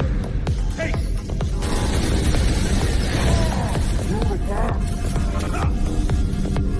Whoa. Hello. Ooh, that was killing me. I was getting stuck in it for a second.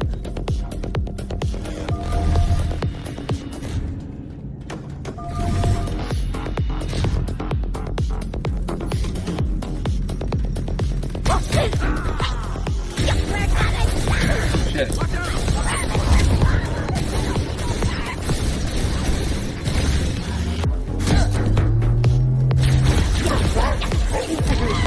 still got his leg. What's up, guys? I can see you.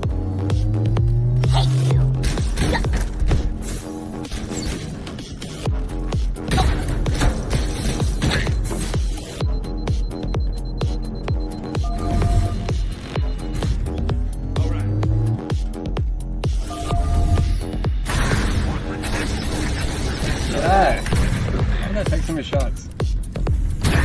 Bitch.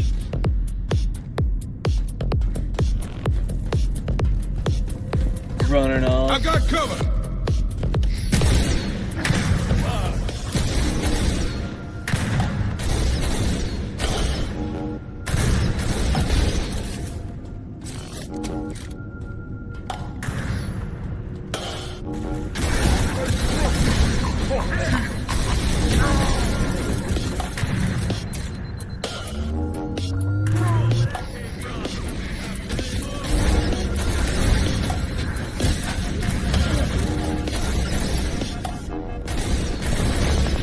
That's one thing that fucks with you. Once you get hit and you're trying to look down your scope.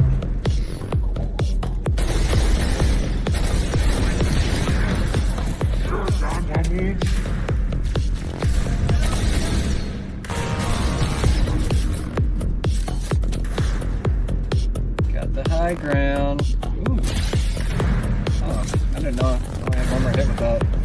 They're taking my kills.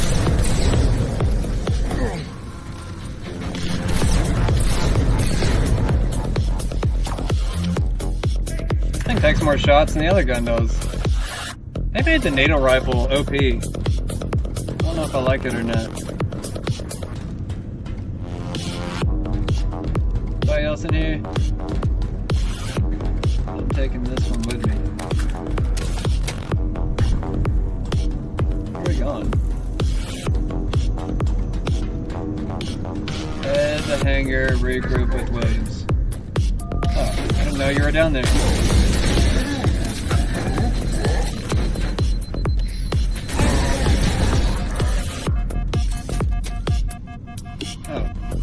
Below me, that's why I can see it.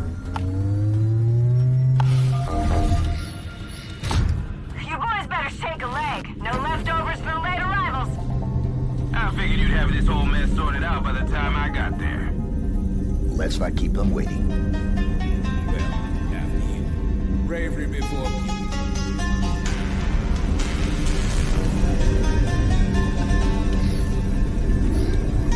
Get off me. Standing on my head. Saw that.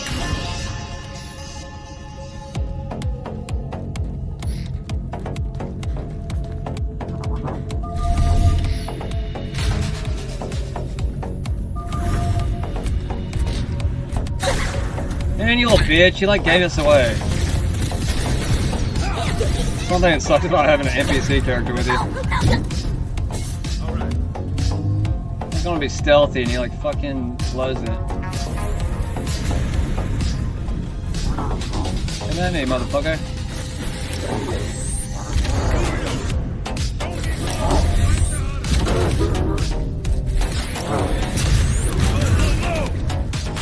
Dead yet? Yeah. Got your brother, bitch.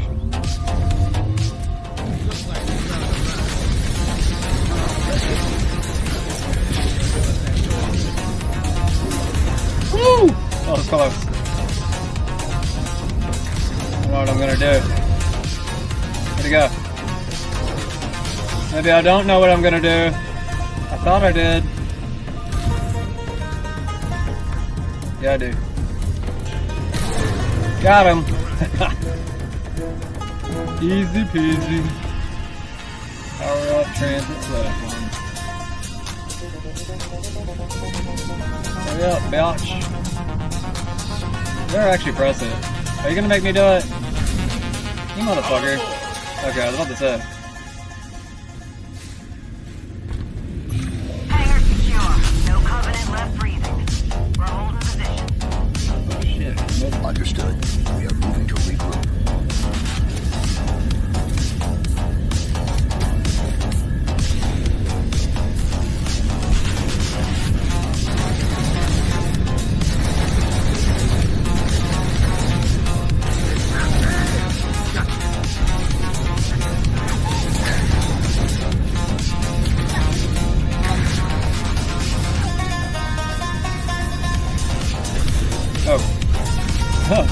We're getting on there.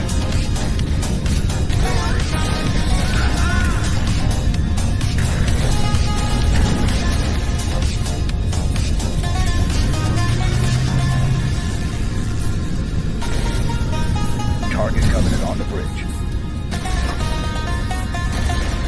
Nothing stops this train.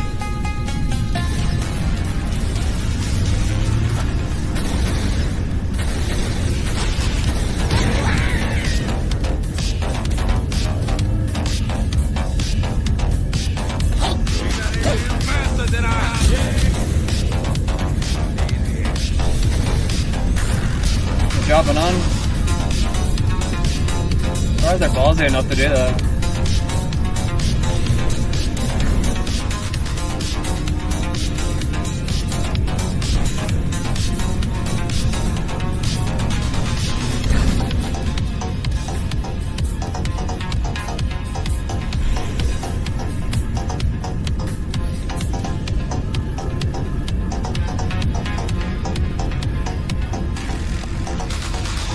Where we going? Yeah, somewhere. Uh-oh. Got all dark all of a sudden. Dude, stop moving. Oh, that's why I couldn't jump. It was moving up. I was like, why? There's a power Can't I relay jump above right us. now?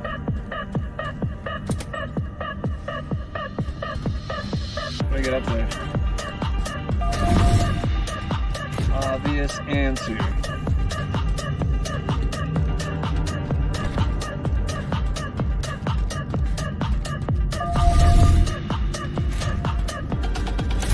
Power has been rerouted.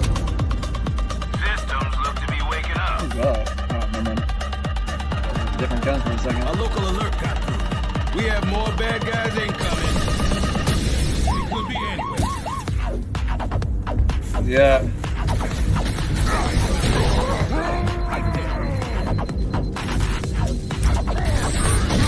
Got him. Good, everybody?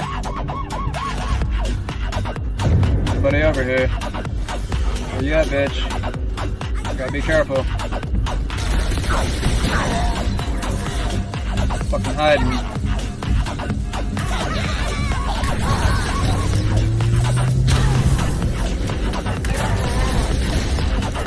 All right. Woo! What the fuck? I just saw this green blast across my face. Systems look to be waking up. That was kind of fun.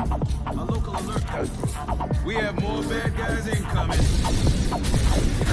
Bitch! I'm gonna stick this motherfucker. Where you at? Got him.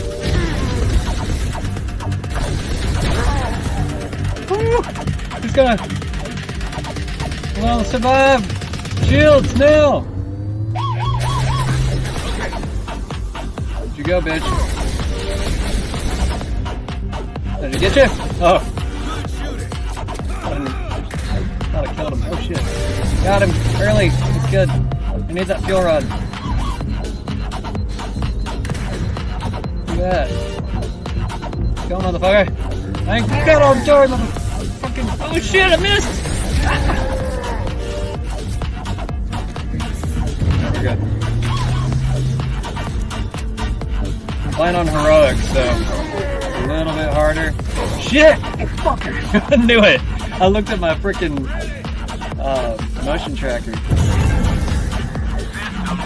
Saw him like right behind me. I'm like, no! A local alert got through. We have more bad guys incoming. Yeah. Sword guy, there he is. Where's he at? He keeps disappearing. I saw him for a second. Oh, dude. No, Johnson! He's in front of me somewhere. He's on my fucking motion tracker. Shit! Got him. We're good, we're good, we're good. We're gonna survive this time. Johnson, you keep fucking me up. Go away. Is that fucking... I knew it! Damn it! Oh, fucking A, dude. Camouflage is actually pretty good. Maybe I should dumb down the graphics so I can see him better. We have more bad guys incoming. If you see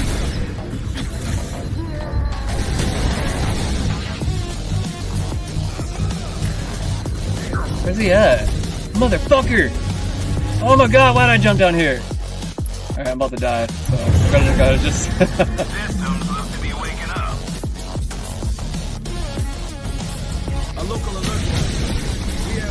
Oh, dude, I got him so quick. Oh shit, that was pretty cool.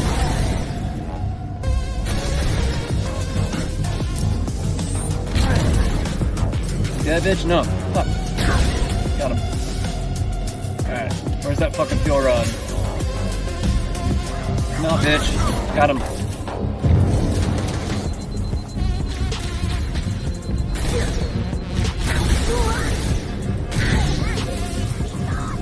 Protect me! No way. I didn't even see him throw the grenade. I just heard it, like, appear behind us. What the fuck?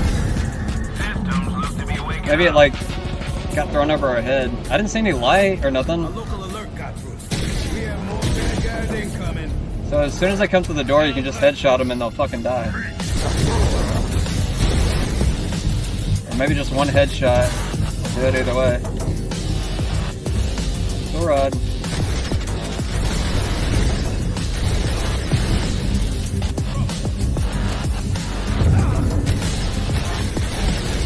See how prepared I was that time? That's what I'm talking about. We blew through that so much faster. I did kind of know where they're coming from though. Alrighty.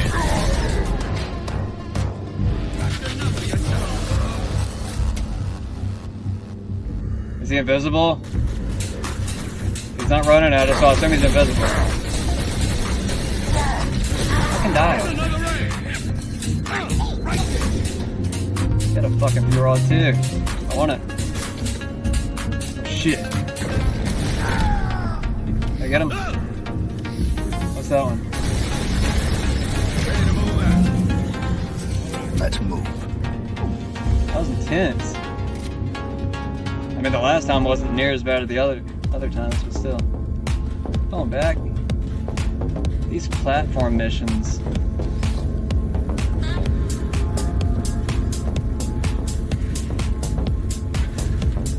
Ready to dance?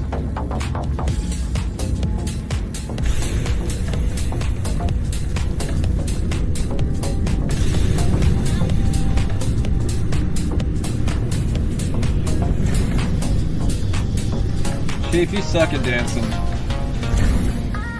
Not very good movements.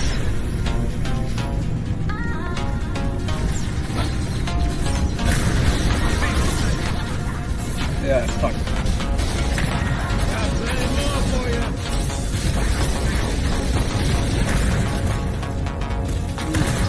Ooh.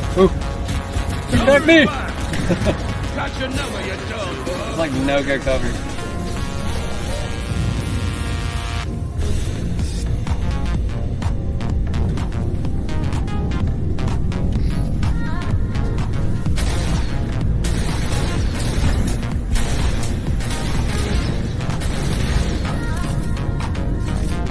That actually killed him. Fuck.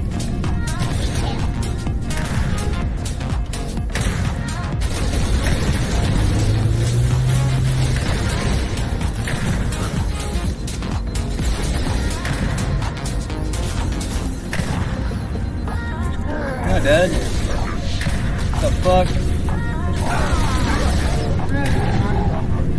Shields, please. Fuck's sake.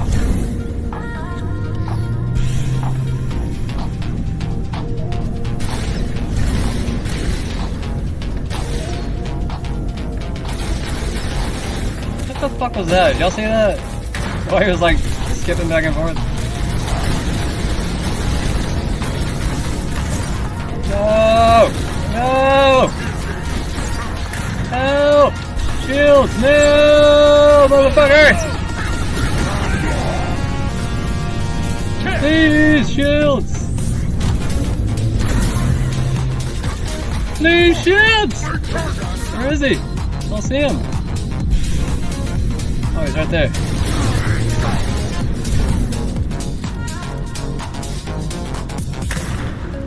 Like bouncing all over the place because this thing's moving.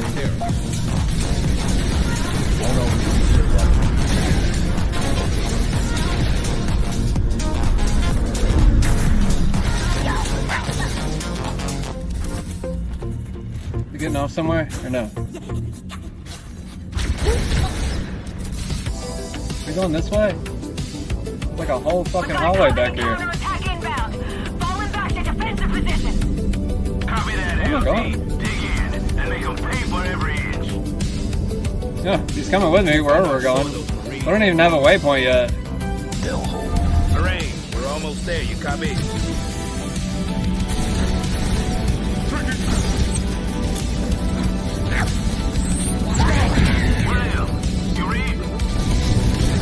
I don't like it. Me. Let's hustle.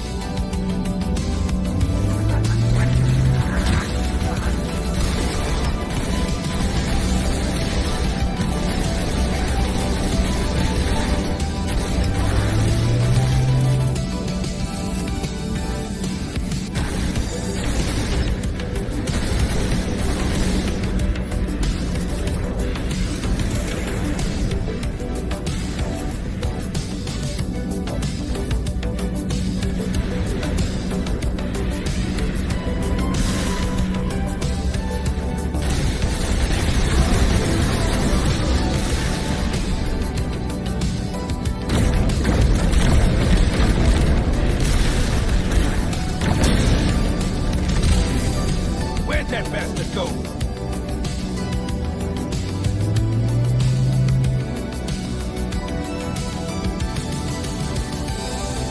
Looks like this party's getting started.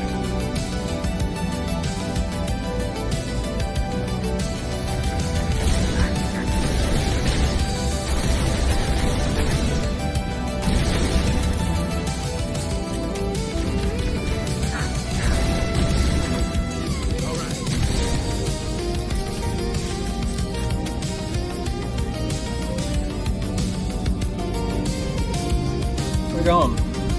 Oh, that's it.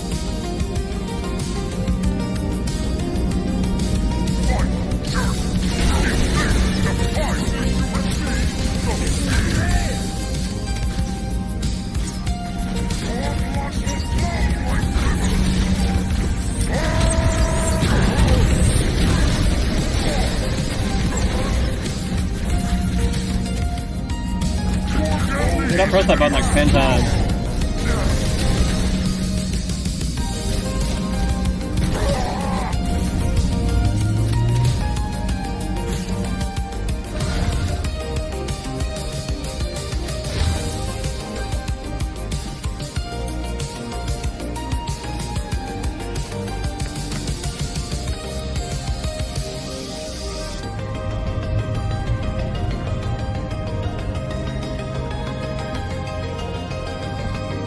Nice work. Thanks. Spartans aren't the only badasses in the UNSC. So, take out the prophet? Negative. There's the propaganda point. Needs to be stopped before it can go any further. We need to destroy this ship. I don't know, maybe she was prettier back in her day. We need to blow this entire Like ship tomorrow. middle-aged though now. We can't let them finish cooking up what's in these plans. Libra Actual, this is Libra 2. I'm breaking radio silence to request immediate assistance. We are green for expert. Requesting a fire mission against our current location. Libra 2, this is Libra Actual. We are ready for rendezvous. Tactical indicates our ship doesn't have the firepower to penetrate the target's energy shields. If you can find a way to drop their shield strength, even for a few moments, you should be able to take the shot. Copy that. Keep your weapons hot. We'll be in touch. So, take out the generators. Great idea, but it'll only drop the shields for a minute or two at most. That's all the time they need to take the shot.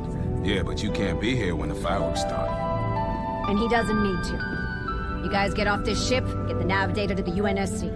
We'll drop the shields. Negative, Lieutenant. That's a one-way trip. It's been a one-way trip from the beginning for us, Chief. At least now we get to go out on our own terms. That wasn't the mission. Missions change, Chief. Always do. Now we're I mean, she wants to go out on her own, so whatever, bro. Damn. Chief, I got it. Maybe she'll go out a hero. It would haunt me every day to know we let this nightmare factory survive. And I'll be damned if I let a Spartan steal the glory of this one. That's our cue, Chief. Time to go. Pleasure serving with you, Lieutenant.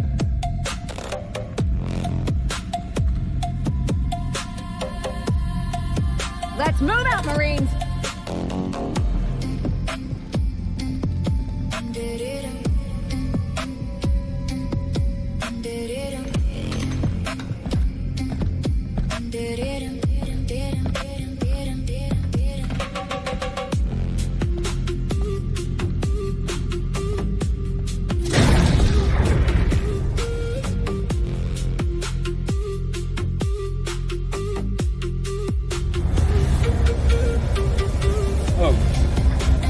Ship all of a sudden? I'm a quick learner. It's kind of fun.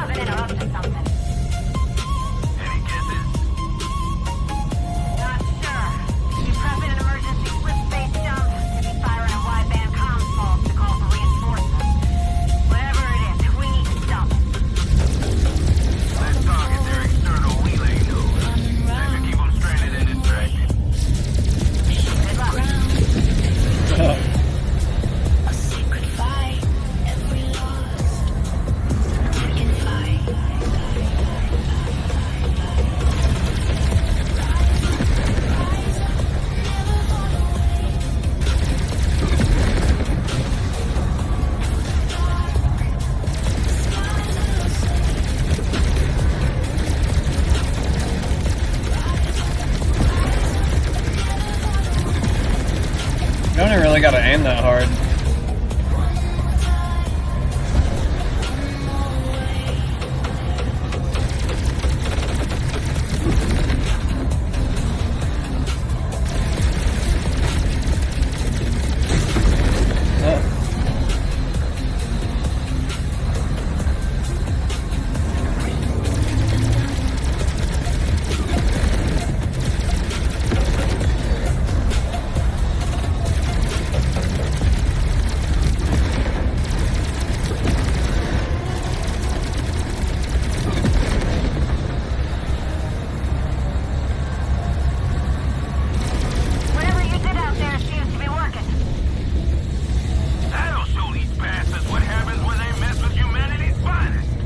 Shooting at me.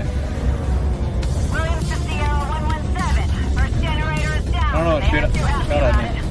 Hopefully more attention on us means less on you. Knowledge. Redeploying to the debris field. We need the extra cover.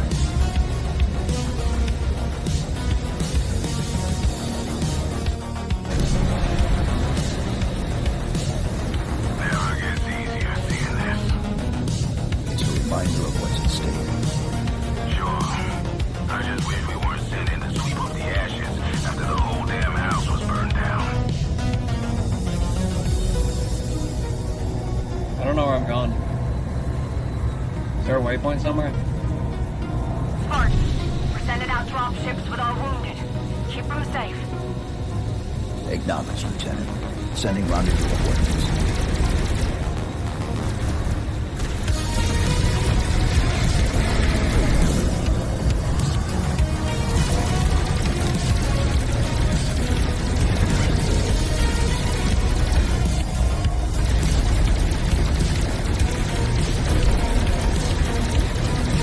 I guess you do have to aim a little bit.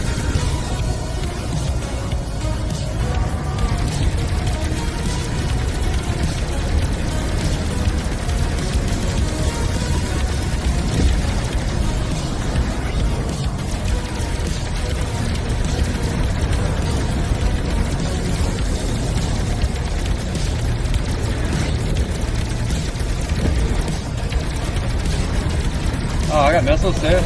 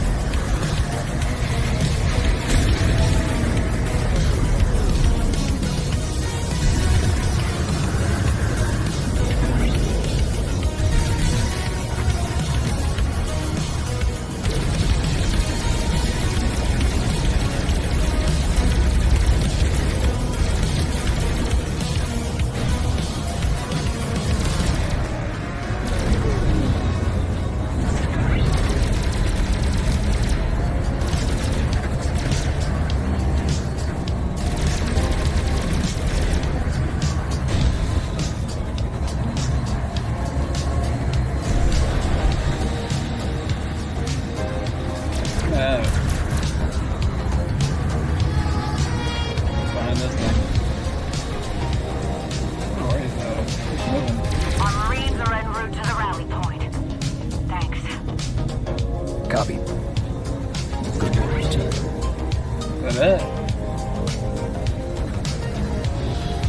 Burden should arrive shortly. Let's clear the way. Flip space rupture detected.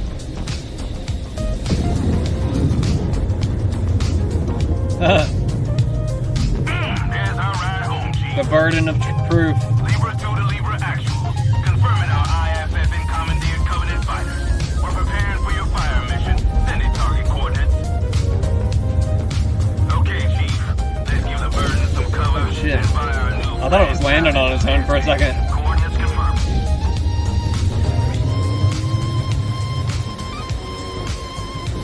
Got that. I see them, and they're not slowing down.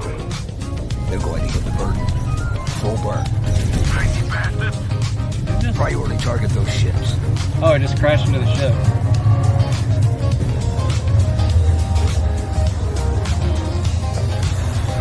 I didn't know it was gonna suicide.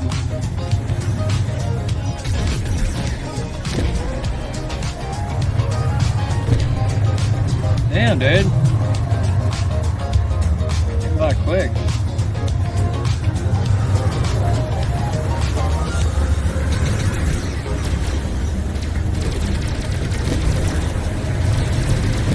Yeah, I can't get to that one.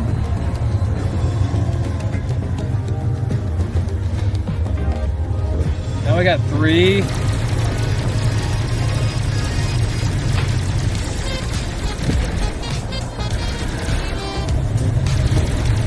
Too quick.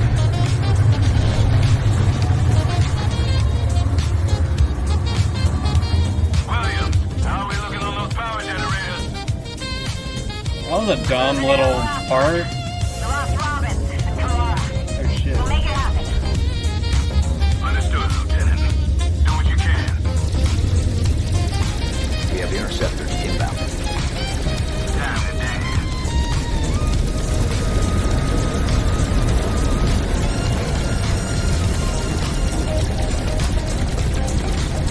Alrighty.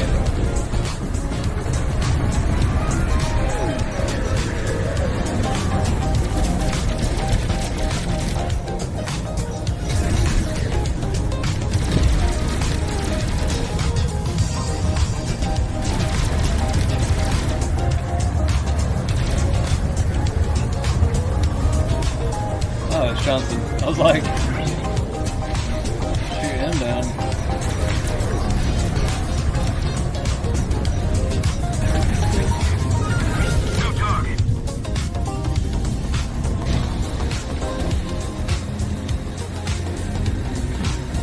That's a command shuttle. Where I go, you cannot follow. Your victory is but an illusion. Oh, I will not in fear, but in purpose. I can't get a lock. Yeah, I heard this ship has a weird name. I just hit an invisible wall. Apparently I'm not supposed to go over there. The impulse drive signature. For now, stay on mission.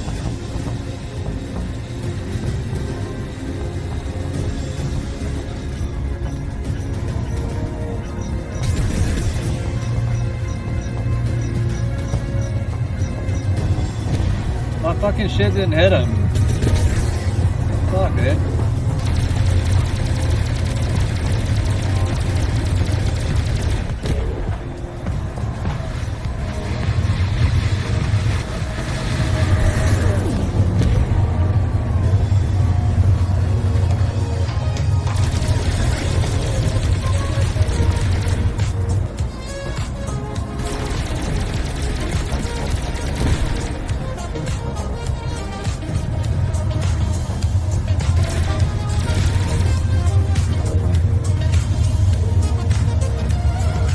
Some other enemy back there, but he keeps disappearing.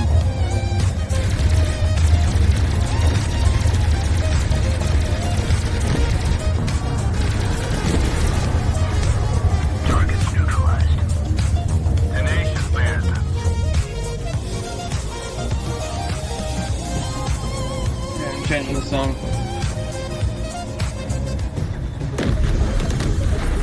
This is Williams. Last generator is down.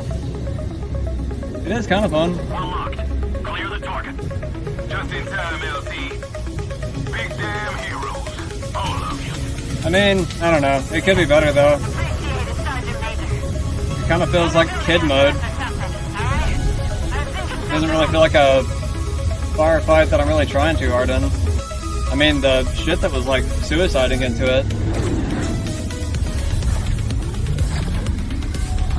That was kind of hard. They were fast. Yeah, this ship has some weird name. Somebody was saying it has like some weird political name. This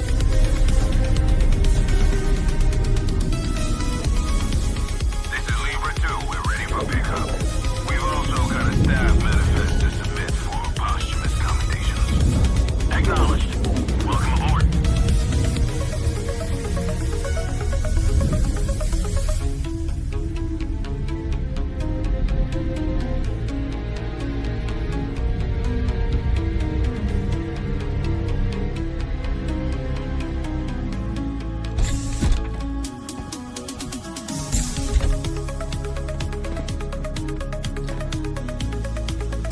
Ma'am. I'm glad that you made it back in one piece.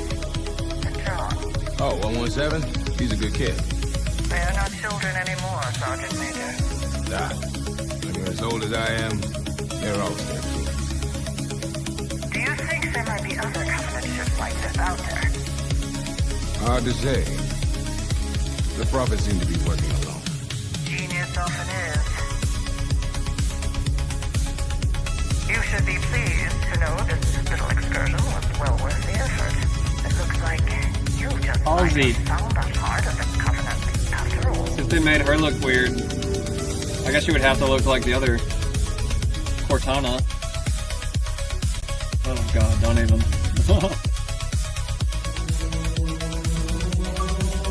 What? That's the end of the... Okay. I guess that's the end of the bonus missions. Not the ending I was expecting. Alright, well, let's see what this is. What did I just like throw myself into? Oh, never mind. That's funny. It just kicked me out. Alright, solo campaign. Let's see if the glitch is fixed. If I can't get past this part, then I don't know. I'll figure out something else to do. It usually fucks up right here, so it won't take long to figure out.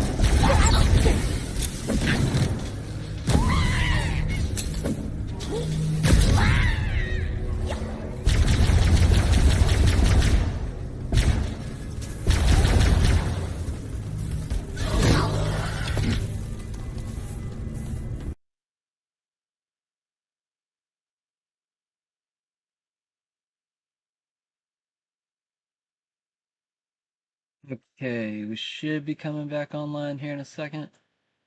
I attempted to play that mission. I don't know if it actually got to air, but I got to play the first little part of that mission, then it crashed again. It crashes at the exact same spot every single time, so it's definitely not a me problem. But at the same time, I would like to see if anybody else is actually having that same issue or not. That's pretty wild. How long was I even playing? Hold on, let me check my other. Is this it? Playing for about an hour, I guess. Huh. What else are we gonna do? Already beat Gears of War Reloaded. I've got a webcam and a new cord from my old hard drive that I'm going to use for my Xbox. Because I got a new Xbox. Just got it for GTA 6 that comes out in November. Also for Gears of War E-Day. I don't know, man. It's so weird because like I have a PC now and I don't know. I didn't really need an Xbox besides for GTA 6. So it's a weird purchase for me. I don't know. It doesn't feel entirely worth it, but at the same time, I didn't want to wait fucking a year or two for GTA 6 to come out on PC. It was going to piss me off so bad that everybody's playing it without me. Anyways. Alright, I did delete Halo Infinite. I was actually hoping that I still had it, but I don't think I still have it anymore.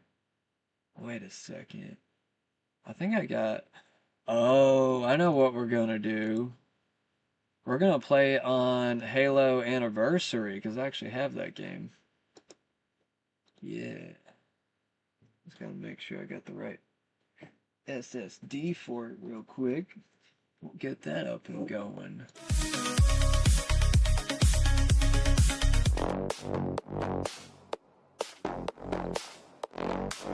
Some little music while we wait.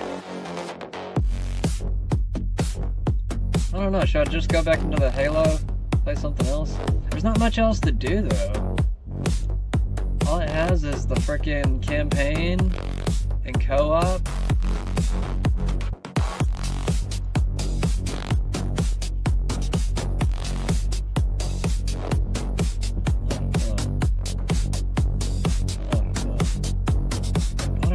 Like just getting back into the other Halo. I feel like I got another hour I gotta kill.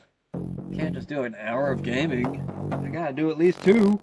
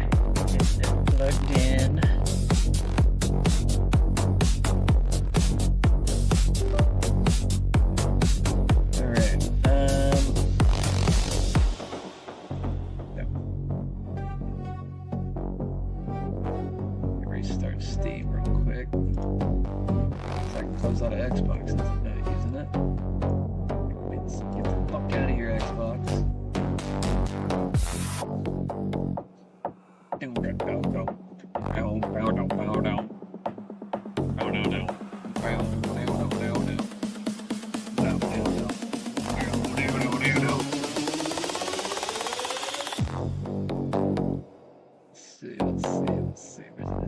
Alright, let's just start it. Give me just a second.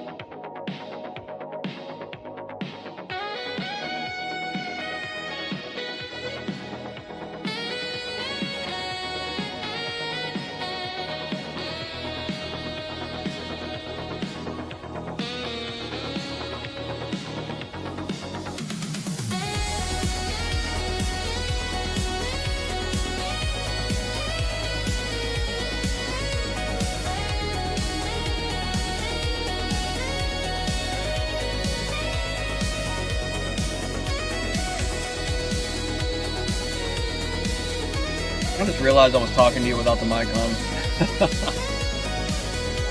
Sorry, I was talking to Maji.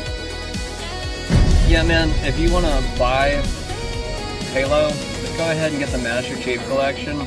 You get Halo 1 through 4, I think. And Halo 1 and 2 are remastered. So,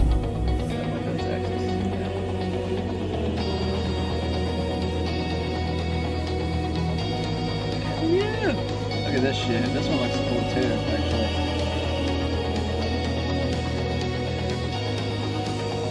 We could compare it to the other Halo real quick if we want to.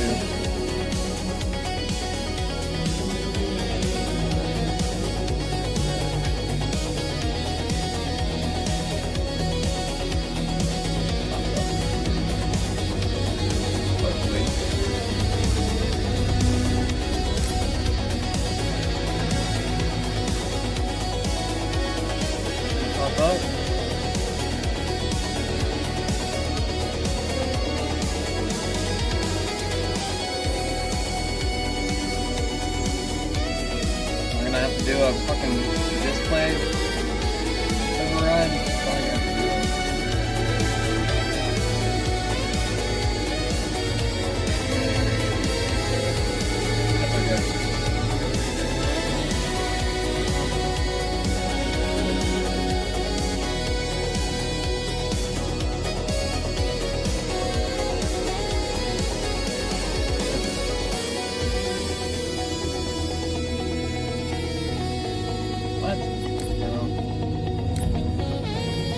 Get off my fucking screen, man.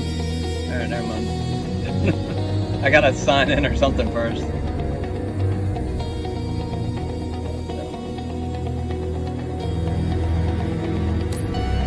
What the fuck is it asking me this for?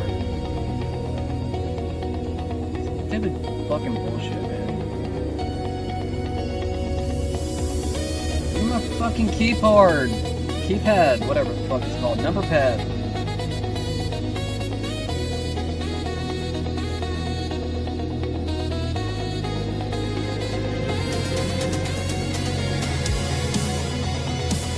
Dude, fuck this. Solve a puzzle so we know you're not a robot. Fuck you, man.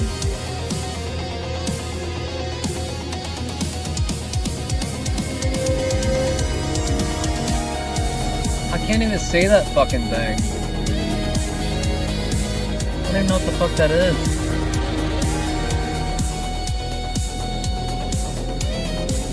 Did I get it right? Okay, cool. I'm a human, oh my god.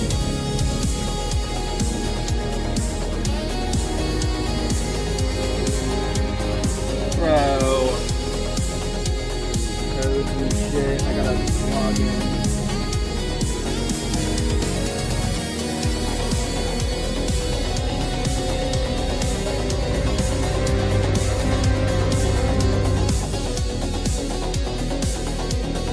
Alright, log in and don't ask me again, you bitch. Better let me in.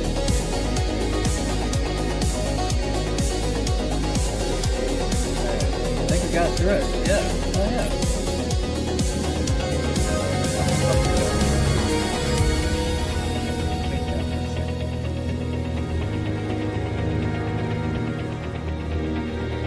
I guess I gotta do it on Discord. It's not letting me.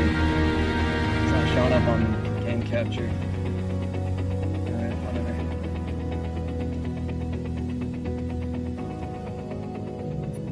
See? I don't know why the background's not showing up. It's weird. Oh, and I got Halo Reach. Do I have it installed? I don't remember actually. Let's compare it. Yeah, let's compare this Halo to the other Halo.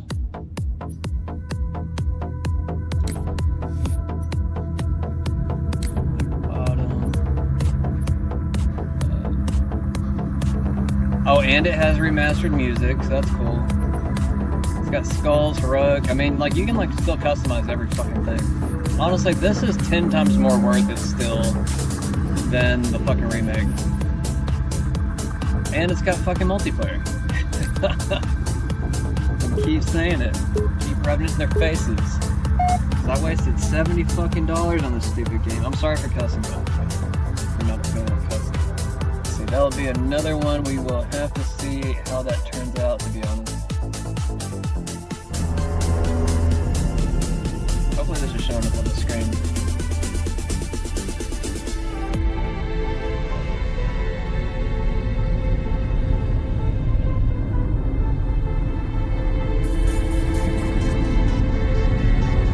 I mean, I can see the age on it, yeah. Yeah, I can definitely see the age on it, but still. Huh.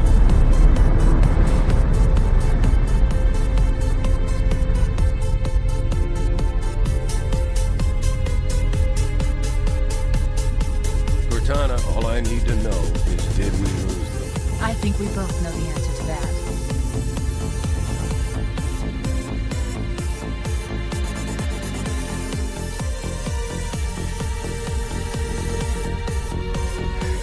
We made a blind jump. How did they... Get here first? The Covenant ships have always been faster. As for tracking us all the way from Reach, at light speed my maneuvering options were limited. We were running dark, yes? Until we decelerated, no one could have missed the hole we tore in subspace. They were waiting for us on the far side of the planet. So, where do we stand? Our fighters are mopping up the last of the recon picket now, nothing serious. But I've isolated approach signatures for multiple CCS-class battle groups, making 3 capital ships per group. And in about 90 seconds, they'll be all over us. Well, that's it then. Bring the ship back up to Combat Alert Alpha. I want everyone at the station. Everyone, sir? Everyone. And Cortana. Let's give our old friends a warm welcome. I've already begun.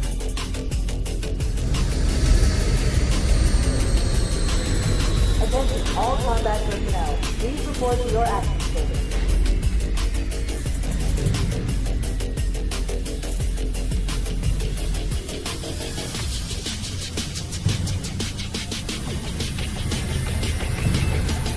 This platoon, secure airlocks on Deck 11. 14th platoon rendezvous with 22nd Tactical at Bulkhead Charlie 14.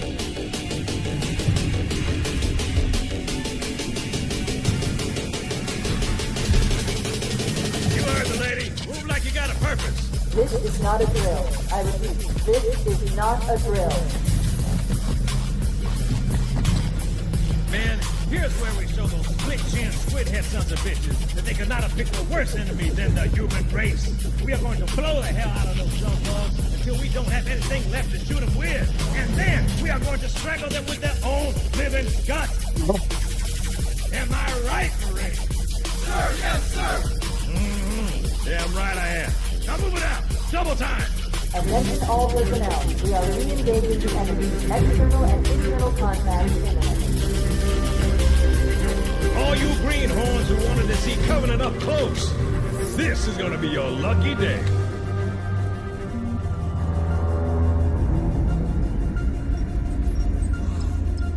Sure? Right. Let's thaw him out. Okay. Bringing low-level systems online. Cracking the case in 30 seconds.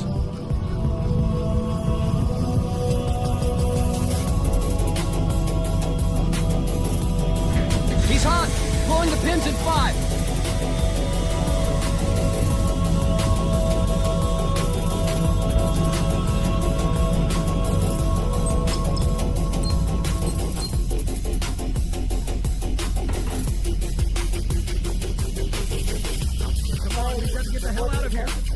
Alpha to Sierra. Center to Westbound Hudson boarding craft. Stand by to repel boarders.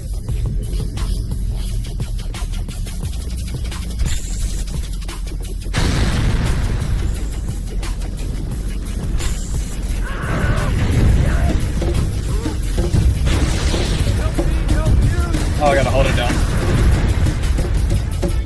Oh no, sprint.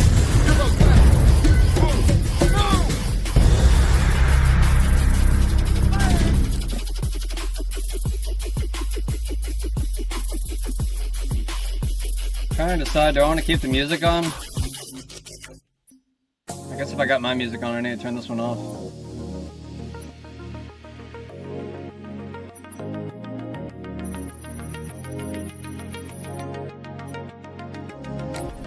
I mean, I like the music, but I don't know. We're gonna make it my show's music.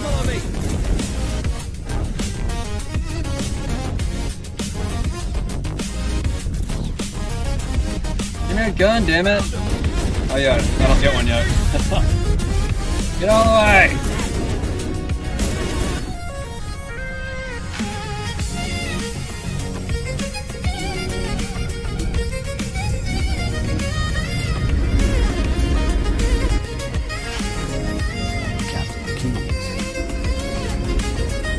Good to see you, Master Chief. Things aren't going well. Cortana did her best, but we never had a chance. A dozen Covenant superior battleships against a single. Look at that ass. Which one's better? This one or the other one? Sleep well? Her tits are definitely better. No thanks. And the face is better. The haircut, So you did, not so much. It's a Karen cut. Report! You must have been one of their boarding Let it slide this time, because it's, what, 2011? Back when Karen cuts were big? Captain, the cannon was my last offensive option. All right. I'm initiating cold protocol article 2. We're abandoning the army. That means you too, Cortana. While you do what? Go down with the ship? In a matter of space. The object is found. I'm going to try and land the automotive. With all due respect, this war has enough dead heroes. I appreciate your concern, Cortana, but it's not me. Protocol is clear. Destruction or capture of shipboard AI is absolutely necessary. Lock in a selection of emergency landing zones, upload them to the neural base, and then sort yourself while you return. Aye, aye, sir. Which is where you come in, Chief. Get Cortana off this ship. Keep her safe from the enemy. If they capture her, they'll learn everything. Keep Forced to woman plan weapons safe. research.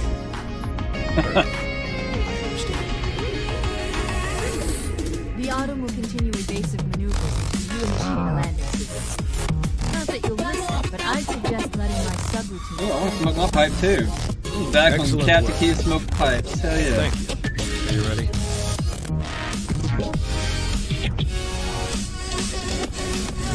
Yank him.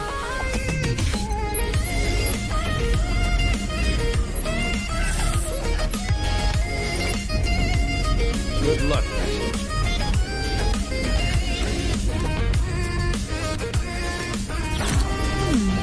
Your architecture isn't much different from the Autumn's.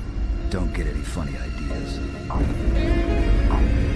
I don't keep it loaded, so you'll have to find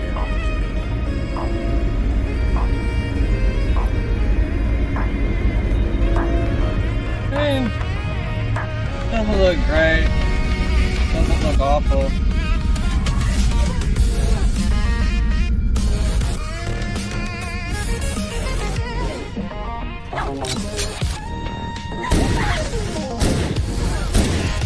It actually feels like Halo though. It doesn't feel updated.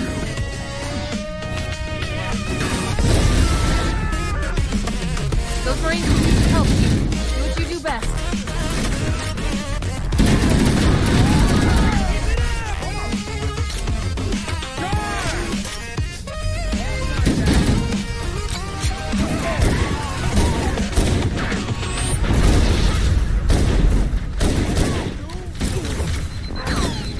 button. The controls are actually original.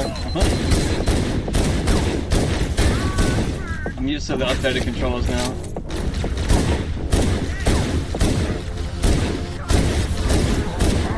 Right. Jeez.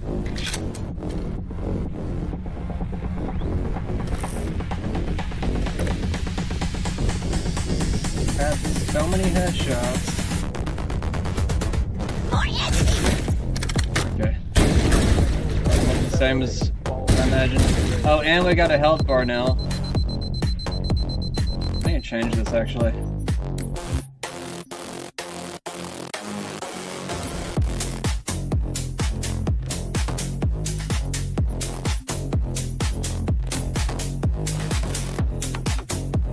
Where's the crouch?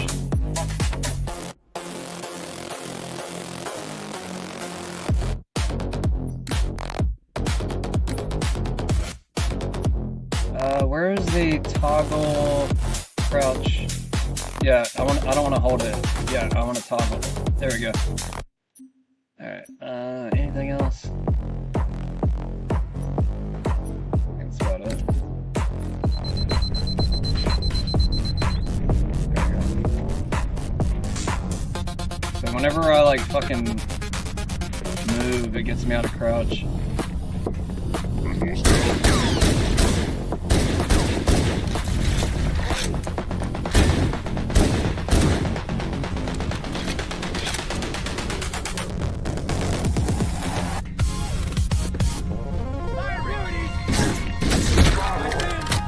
Press the wrong button. Oh. What the hell? Did something just hit us? Move in! Back to the airlock!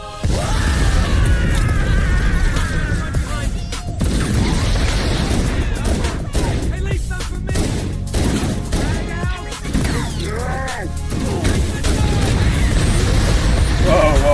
Whoa. Jesus Christ. Still got a full health pack. They're using our lifeboat airlocks to attach their boarding crafts. We go out and they come in.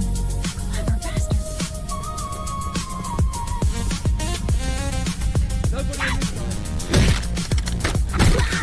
Hey. The grunts look bigger in this game. Maybe it's just because I was playing in third person now.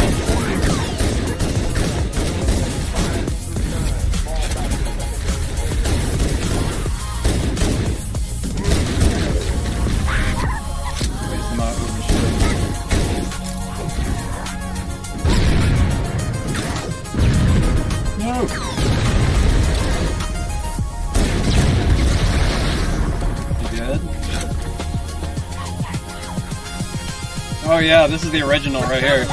See, you can switch during the middle of the game. One cool thing about this. You can always switch to the original Halo.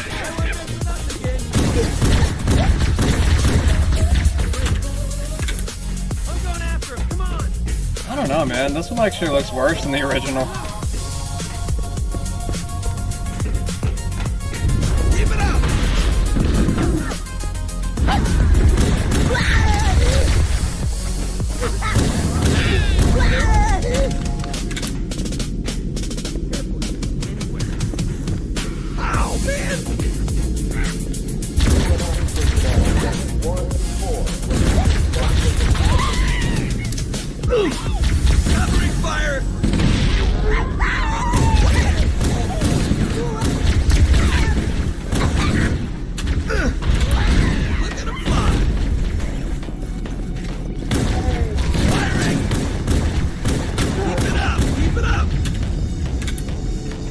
Oh, you killed him? Really? Come on, kill, bro. Let's find him.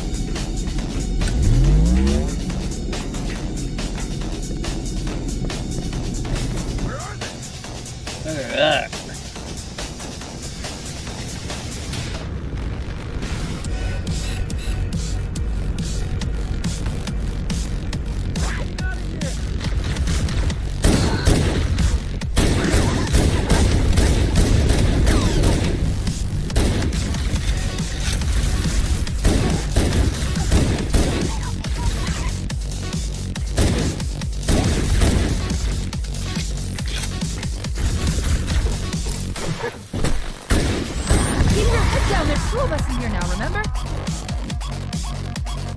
surprised I survived that, but I had that overshield. Should I go back and get the other one? I'm gonna do it for the hell of it. If I can.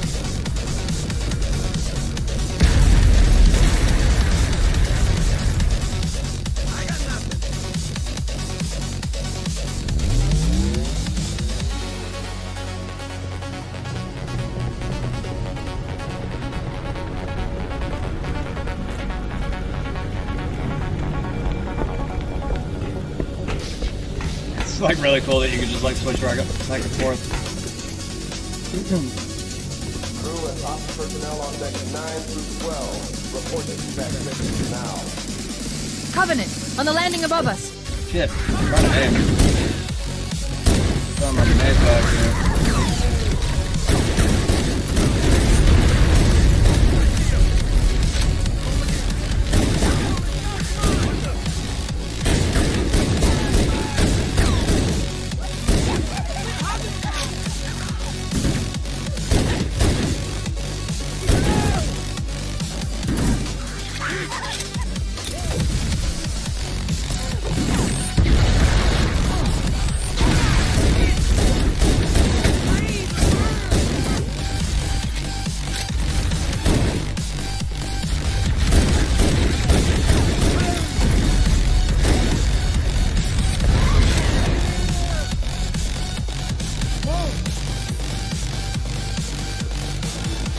Got him.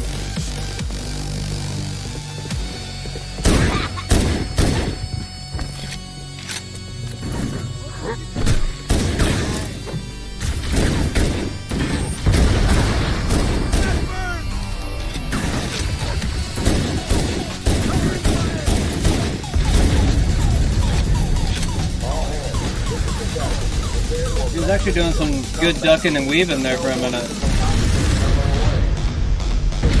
I remember whenever all this looked good. We should hurry. I actually haven't lost any health bars.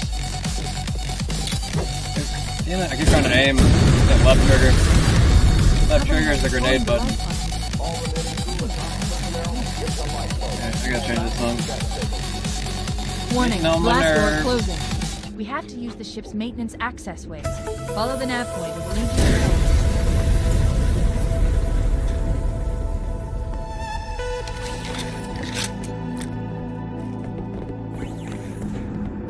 That's actually kind of cool how the light waved down the hallway.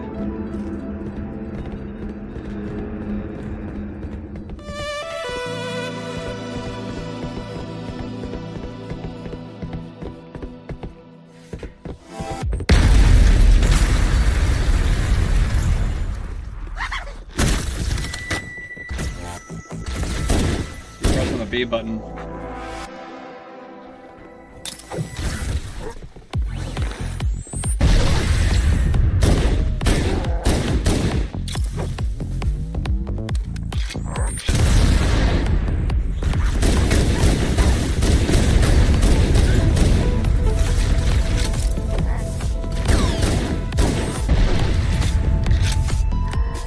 Still haven't lost any health.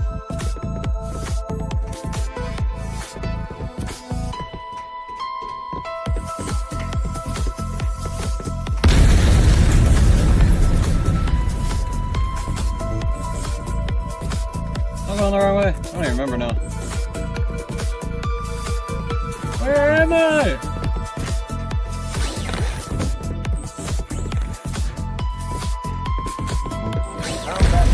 I'm off.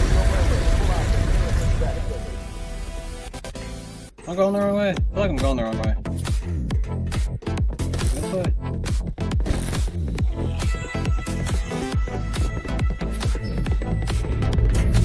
It looks like the Covenant wanted to catch you napping.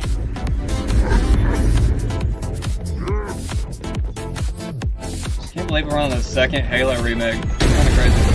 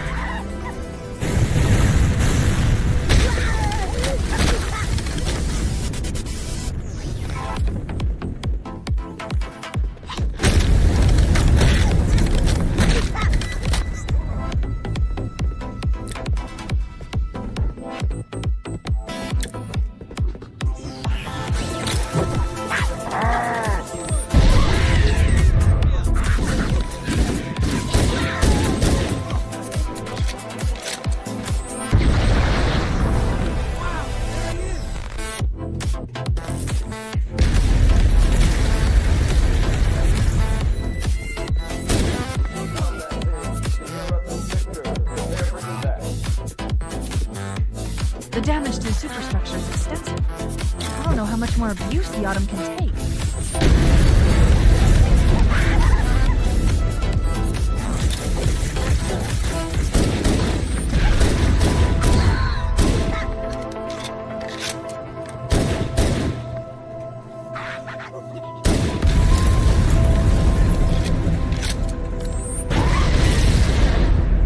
Guido. Is he dead? Where the fuck did he go? Is that him? Oh, okay.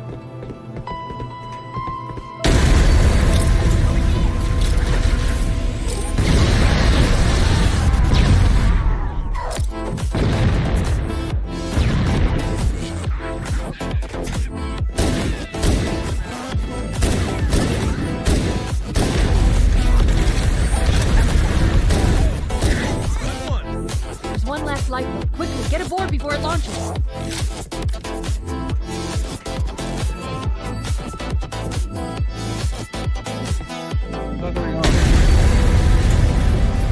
I see it.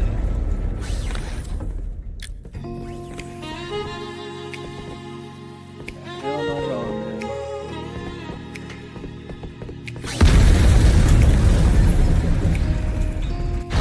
Oh, here we go. Now would be a very good time to leave.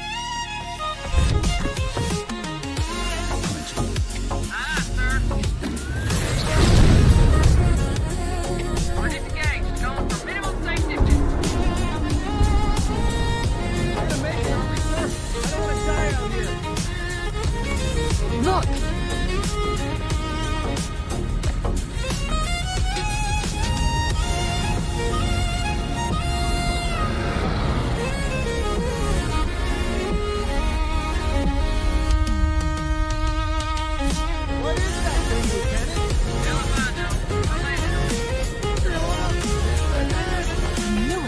Autumn's accelerating. Keys is going in manually.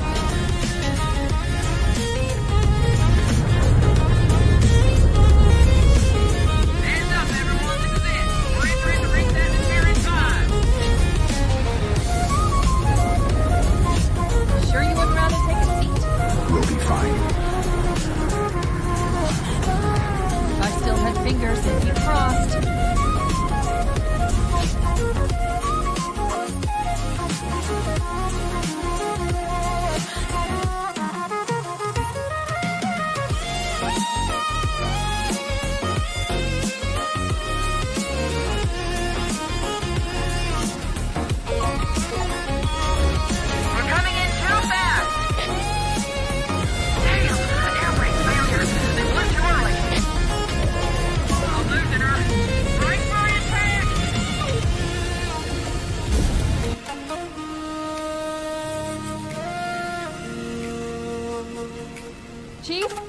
Chief, can you hear me? At last.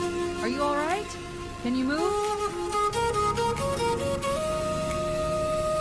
The others. There's nothing we can I mean, okay. So the new one is just worth it, just due to the fact of the graphics, basically. I would say it's $30 since it doesn't have multiplayer. If it had multiplayer, I would say it's worth $50. The Covenant will believe that everyone aboard this lifeboat died in the crash. Otherwise, it's just the second remake.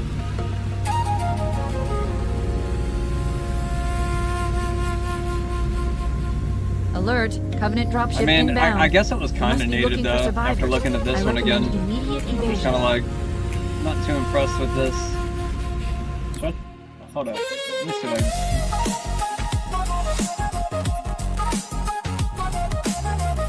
Enhance.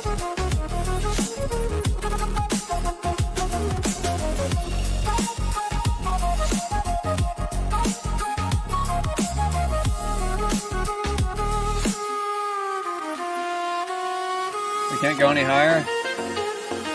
Okay, well. I was seeing if there was an ultra setting, but there's not. Flip, bro. No, fight, bro. You gotta fight. Alert! Covenant dropship has detected us. Here they come. Okay. I want them to fight me. I don't even care, man.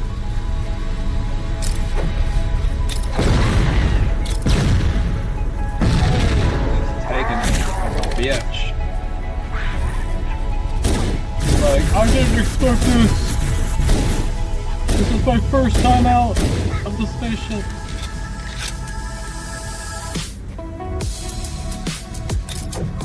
Damn it. I keep trying to aim with the L trigger. That's my biggest complaint on this one so far. I'm just like, man, I'm so used to aiming down the sights with the left trigger. I guess I probably could change it, but I don't know. We're just gonna fly with it. I'm gonna get off of here before too long. What time is it? Oh yeah, my girlfriend's getting off soon too.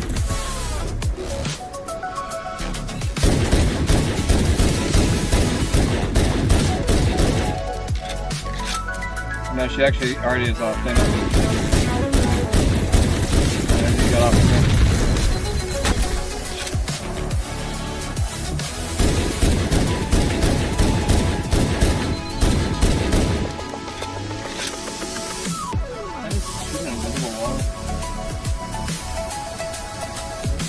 I guess I can stop right here.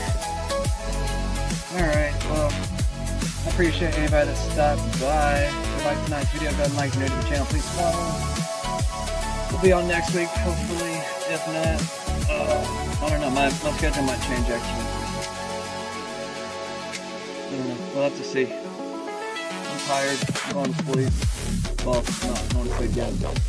Soon. Anyways, good night y'all, have a good weekend.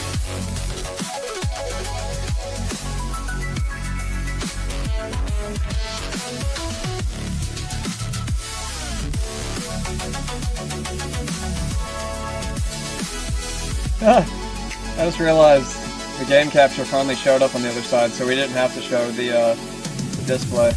Oh well. Oh well, I guess we had two screens going. Anyways, good night.